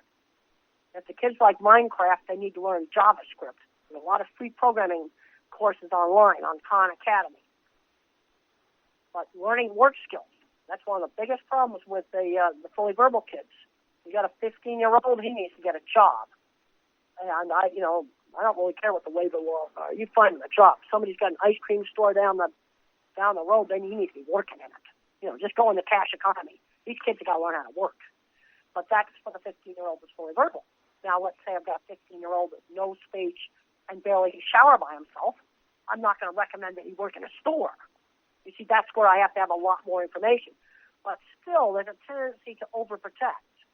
To not stretch them enough to see what they can do. Like even some of the ones that are nonverbal do a lot more than you think they can do. I've seen situations where there was a 10-year-old and the mother was feeding her kid like a baby. I know this kid could learn to eat by himself. And he wasn't being taught to do that. And what would be your recommendations, say for adults then, in the non-verbal and the verbal side of things? Non-verbal, one of the big problems is you've got to figure out where they're going to live when the parents pass away. Because there's a lot of individuals that are nonverbal are going to have to live in a supervised living situation. This is the problem we've got with autism. You've got people that work in NASA or Silicon Valley, and then you've got people where they're going to have to be living in a group home or a supervised living situation. They both have the same label, but they have very different needs. See, this is one of the things that's been a real mess with the DSM-5. It's a real mess for service providers. You see, I'm a visual thinker, so what I do is I ask, because I got to find out what this kid is like so I can visualize, and then I can tell you what you need to do with him. I just forget about the label. I see a gawky teenager right now sitting at the airport, and he was doing some animation on his iPad. And I talked to the kid. He could talk just fine. I said, you need a job making the church picnic video. Learn some work skills. It's a totally safe environment. Mom was afraid that, they'd let him go to work at the church office, 2 kilometers down the road. Well, I said, you got to get him out. Now, I wouldn't be suggesting to somebody that can't dress themselves to go animate video. This is where I've got to know a lot more about the person. Don't get hung up on the label. You see, but the problem we've got is we've got such a broad spectrum now, going from somebody ought to be a top car mechanic or an artist to somebody that can't even do the most basic things. And I think you just mentioned there, in regard to adults and how it can be a worry for their parents. Worry for parents, if you have somebody that has to live in a supervised living situation, when the parents are going to die before the child does, so they've got to make arrangements where he's going to live, when there's somewhere they make arrangements a lot sooner. That's a very different situation. And then you've got families where they have a very severe nonverbal autistic kid. You take him to the supermarket. The sensory problems are so bad that, screaming fit, maybe he's breaking things. Very, very severe. Maybe he has epilepsy and multiple health problems on top of the autism. That's a very, very big difference between that and a 15-year-old. And I can see that kid now. I said initial thinking, I can see the kid. He was leaning back in the chair at the airport with his iPad. I can see him. And then I see another guy that looks very, very differently, and they need very different kinds of services. The 15-year-old that I see leaning back at the airport just needs a job using his animation abilities. The kid that's nonverbal that maybe is self-injurious, that needs a very, very different kind of situation. That it's horribly stressful for parents. So you've got one situation where the kid ought to be headed, to a really good job. And the thing that frustrates me is when I go out of the autism world and I go to the meatpacking plant, I find a whole shop full of hippies that I know are on the spectrum. I was at NASA yesterday. Oh, they're everywhere. I saw them. I've been to Fermilab. I've been to Microsoft. I've been to Google. I've been to many of these companies. Oh, it's really fun to spot diaspora. They're all over everywhere. And one of the reasons why NASA space scientists got there is because in the 50s and 60s they pounded in the manners. It was just pounded into kids. That's how 50s was done. Like I'm eating, and if I pick the meat up with my hand, mother'd say, "Put it back on the plate. Use your fork." She would just give the instruction. I call it teachable moment. You don't scream no when the meat gets picked up. You say use the fork. You give the instruction. Temple, do you think there is a similarity, we say, between genius and autism? Yes. In fact, I just found a new scientific paper looking at genetics and intellectual giftedness and autism share some of the same genetics. So you see in the mild forms of autism, a little bit of the traits of benefit. Yes, definitely. And I found another journal article on schizophrenia and creativity. A little bit of that trait is a good thing. Too much of the trait, you get a very big handicap. The way to look at the genetics of these things is like a music mixing board. You know how a music mixing board has a whole bunch of volume control slots? Well, you get too much of that intellectual giftedness, and you end up with losing the social circuits and getting a child who's got problems with that. It's you see, if you totally got rid of the autism genetics, well, what would happen? Where would the next Mozart be? Where would the next Einstein be? Einstein had no language till age 3. There is a link in the very mild forms. But when you get too much of a trait, then you get into severe problems. Become nonverbal, sensory system's totally dysfunctional, and the kid's got epilepsy on top of it too. There's a basic principle in animal breeding. I don't care whether it's dogs or whether it's cattle. If you overselect for a single trait, you wreck your animal. Just look at the bulldog. They kept selecting for the smashed-in nose, and now they can't breathe. Do you think people with autism can learn, say, and even succeed when others around them believe in their abilities and, say, hold high expectations of them? Well, you said people with autism. That again is a big overgeneralization. What's happened in places like Silicon Valley, they avoid the label. Now, but the thing that's happening in places like Silicon Valley is when you take two computer programmers and you put them together, then you end up with a severe autistic kid because you've concentrated on genetics. And so the geeky kid, they send him off to Montessori schools and then apprentice him right into learning programming. So he gets a $100,000 a year job. The housing market's a real mess in Silicon Valley. You have $5 million houses there that only should cost like a fifth that much. You see, a little bit of the trait can give an advantage, and too much of the trait, you've got very, very severe problems. And I think today's looser society, where you don't teach the social rules the same way. Mother also worked really hard on building up my area of strength in art. That was always encouraged. and I was encouraged to do lots of different kinds of art. Say they're transitioning into college life and they may have social difficulties to encounter when they're there. Would you have any suggestions on how they could manage that situation? You know, I had a lot of problems with living in the dorm, and where I had friends with who shared interests. You know, some kids have trouble with what they call executive function, like just getting to class on time. Once I got to college, that was not a problem for me. That had been pounded into me when I was a little kid. Be on time, things like that. You know, not losing the homework. You know, once I had decided to study, I was not losing my homework. But I had a lot of social issues. You know, things were not easy. I think one of the things that helped me was I was at a boarding school before I went to college.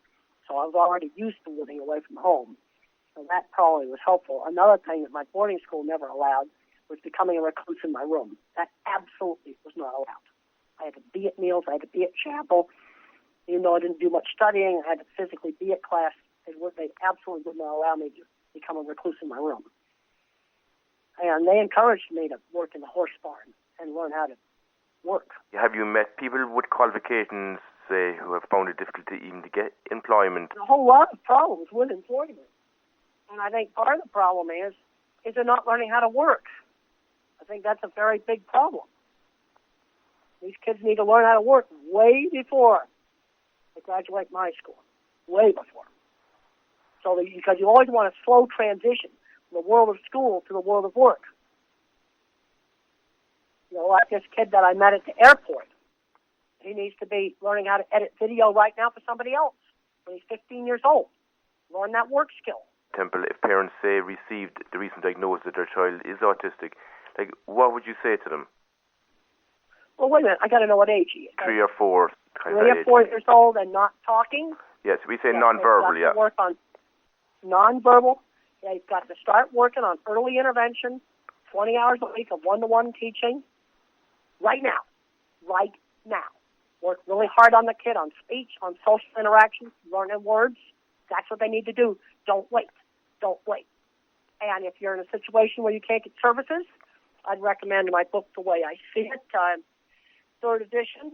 And I'd recommend another book called Autism Breakthrough, which describes the sunrise methods. And you get the grandmothers and volunteers in the community to start working with that kid right now. You got to work with that kid, and you got to work with them now. That's what I would recommend. That's what I would recommend. And the work you have done in the field of autism, it really is inspirational to me. But what inspires you to actually do it? Well, I want to see these kids succeed. Because when I go into the other fields, when I go to the cattle world, I go to the tech world, I see successful Asperger-type people with autism all over those industries. They took welding class in school. They were a bad student in school. They were dyslexic and Asperger too. Took welding, and now they own a metal fabrication company. I know 2 of them. You see, I make a point of going outside the autism silo. Make sure I spend lots of time in the cattle world. I had a great time at NASA yesterday. That was really fun. And I see go to these other worlds. And on the people on the mild end of the spectrum, they're all over the place. And a lot of them are older. What bothers me is, okay, there's somebody in their 50s that runs a very successful metal fabrication business. And he's got a bad speech impediment on top of it. Real bad speech impediment. But boy, he was good at welding. And he started selling his stuff at cattle shows. And it took off. And then I go to an autism meeting, and here's a kid that's 18 playing video games in the basement, never had a job, they can't get him out of the basement. They're the same, that's the younger version of the guy that owns the metal fabrication company. You see, as a visual thinker, I don't overgeneralize. But obviously, somebody who's nonverbal that can't dress themselves is not going to run a metal fabrication company. You know, and I want to emphasize that there's a big segment of very severe, where it's super stressful for the families because the child can't do any normal stuff, like go to the supermarket and not throw a big fit because of sensory problems. Would you have any, say, ideas in regard to a care service which would be suited to the needs of a person with autism, say, who's an adult and they're nonverbal? Nonverbal? Well, they need to be in a group home situation or maybe living at home where they can do as much as they possibly can do. Because even some of those guys can do a lot more than what you think they can do. Like I saw this one mom, she was spoon-feeding her 10-year-old that I know is perfectly capable of learning to eat by himself. Okay, he's not going to run a metal fabrication company, but this kid was perfectly capable of eating by himself and microwaving simple food. Let's teach him how to do that. We got to look a lot more at what we can do. And this is where working on designing things and working on supervising and construction, steel and concrete facilities that the meat industry has done to me. You have to finish your job. You got to get a job done. Let's find out what he can do. This kid was perfectly capable of learning to eat by himself. You see, this is where sometimes families kind of overcoddle. And then you've got one where the sensory issues are so bad that he'd go in the supermarket, he can't stand it. That's where we need to research to figure out how to treat that sound sensitivity. It's so terrible. Well, you can't go to a sporting event because they can't tolerate the noise. But you also got to stretch. There's a tendency to overprotect. You got to stretch these kids. You got to always keep stretching, just slightly outside the comfort zone. No surprises. Never do surprises. Surprises scare. But if you don't stretch, they don't develop. And Mother had a very good sense of how to stretch me, like getting me that little sewing job. I loved my sewing job.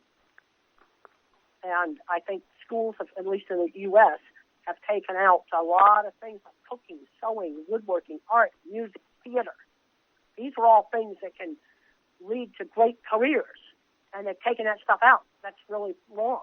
As you know, temple can be a huge worry for parents if their child cannot live independently. But is there a best environment for people with autism when they get older, say, for both verbal and non-verbal? Verbal? A job. A good job. I played Spot the Asty yesterday. They were everywhere. Oh, I found this great messy office. I thought my office was messy. This guy's office was even messier. Well, he's got a great job at NASA. I just was with him yesterday. You see, I've made a point of going between the different worlds. But you see, I think specific. When I talk to you right now, I see this office. Yeah, he's got a great career. He's going to have a government pension. He's great.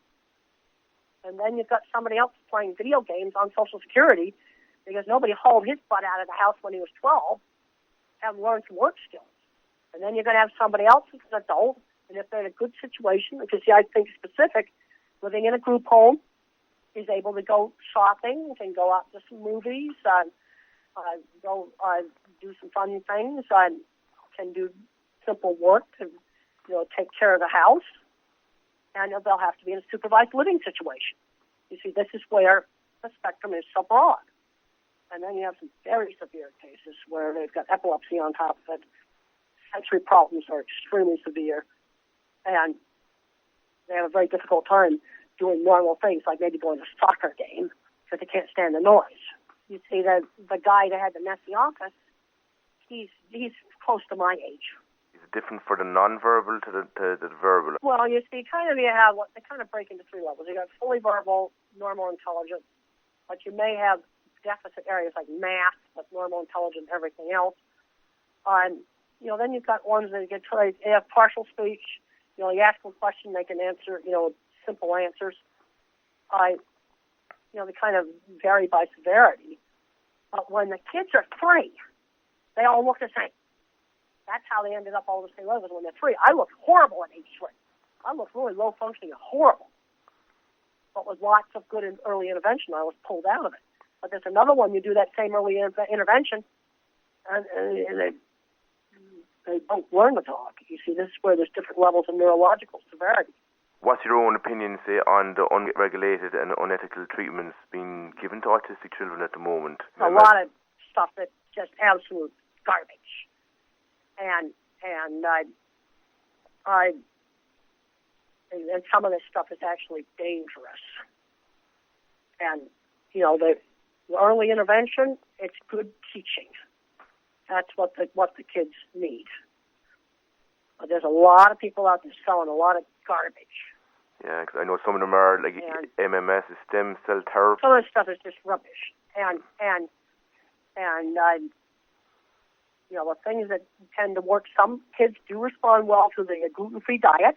I just read a paper the other day in a major scientific journal on autoimmune. There's a family history has a lot of autoimmune disorders, rheumatoid arthritis, lupus, these sorts of things that sometimes the gluten-free diet is helpful. Or if the kid has digestive issues, gluten-free diet can be helpful. There's some things like that that are worth trying. Some of the vitamins, omega-3s, are very good for the brain. But there's a lot of stuff out there. Expensive stuff that's just rubbish. Stuff that's dangerous stuff. If a family tomorrow got a diagnosis that their child has autism, would you have any advice to give them? What age? I would say 4 or 5, around that age. 4 or 5, nonverbal? Nonverbal. Well, hopefully, you want to get a kid into early intervention before age 4. I was in early intervention by 2.5. Earlier you can start working on these kids, the better. You got a kid that's not talking, not socializing, and acting really weird. You better start early intervention now. And if you're not able to get services, the grandmothers can do it. Grannies know how to work with kids. This stuff's not rocket science. I just saw rocket science yesterday. It's really complicated. I saw the most sophisticated aircraft simulator for training pilots yesterday. This thing's complicated. And grannies kind of know just how to work with the kids. And there's 2 books they ought to buy. It would be The Way I See It, and you have to get the collector's edition. We're going to eventually get that out in paperback. It's kind of stupid. It's a collector's edition, but that's what the publisher wanted. The Way I See It, collector's edition. And the other book they need to get is Autism Breakthrough. That's the Sunrise Method. I don't like the way this book bashes ABA. I don't like that. But the thing I do like about it is a grandmother or some neighborhood volunteers can read those 2 books and start working with that kid. And you start working with him now. Don't wait if you have a child that's not talking. Because all the science shows the earlier you work with them, the better. And I'd want to get kids into early treatment way before they're age 4 or 5. And so don't wait. You know what? I don't care what his diagnosis is. Let's just say his diagnosis is he's 4 years old, no speech, and a lot of weird behavior. We should have been doing something about that way before age 4. And if you can't get, I'd like to see him in something like a good ABA program with some OT and sensory therapy along with it, what I'd like to see. But don't wait a year for diagnosis. You start working with that kid right now. So get The Way I See It, collector's edition, and get the Autism Breakthrough by Kaufman. Get those 2 books, buy them on Amazon, and grandmothers and neighborhood volunteers, they need to start now. When you've got that 2.5-year-old that's not talking and doing a lot of strange behavior, I'm going to just diagnose them with that. The treatment is the same. You've got to work with these little kids. They might, even if they got Down syndrome. The research is very clear. You start working with them now. Treatment's the same. Barry Neil Kaufman's book, isn't it? The thing I like about that book, it tells parents and grandmothers how to do it. I do not like the fact that they bash ABA. I don't like that. But I like the book because, parents can read that and know what to do. And The Way I See It book, there's a lot of little short chapters that give a whole lot of other easy-to-use tips. It's a book I've written. And those 2 books together have neighborhood volunteers read those books. You have a 2-year-old, 2.5-year-old is not talking and a lot of strange, weird behavior. You need to do something now. 20 hours a week of one-on-one teaching. I cannot emphasize it enough. If you could get professional ABA at that time, I prefer professional treatment. But if you can't get the professional treatment at 2 and 3 years old, don't wait. Start now. Nothing is the worst thing you can do with a 3-year-old that's not talking. Now, obviously, of course, you've got to rule out deafness. You test the kid and make sure he's not deaf. That has to be ruled out. Finally, if anyone wants to contact you or find out more about your work, how could they do it? Well, they can go to templegrandin.com. Let's run the name together, templegrandin.com. If you're interested in cattle work, you can go to grandin.com. Thanks so much for your time today, Temple. I really appreciate it. You're welcome. Thank you. Bye-bye.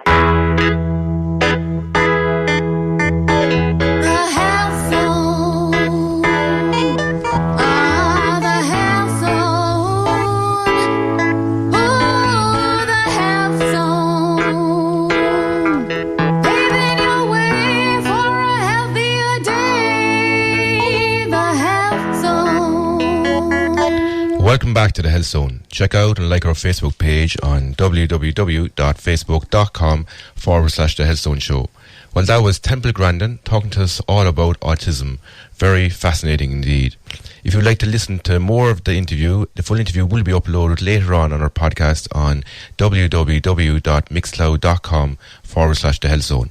Well, that's all for this week, folks. Next week, I'll be uploading an interview I did with Men Are From Mars, Women Are From Venus author John Gray.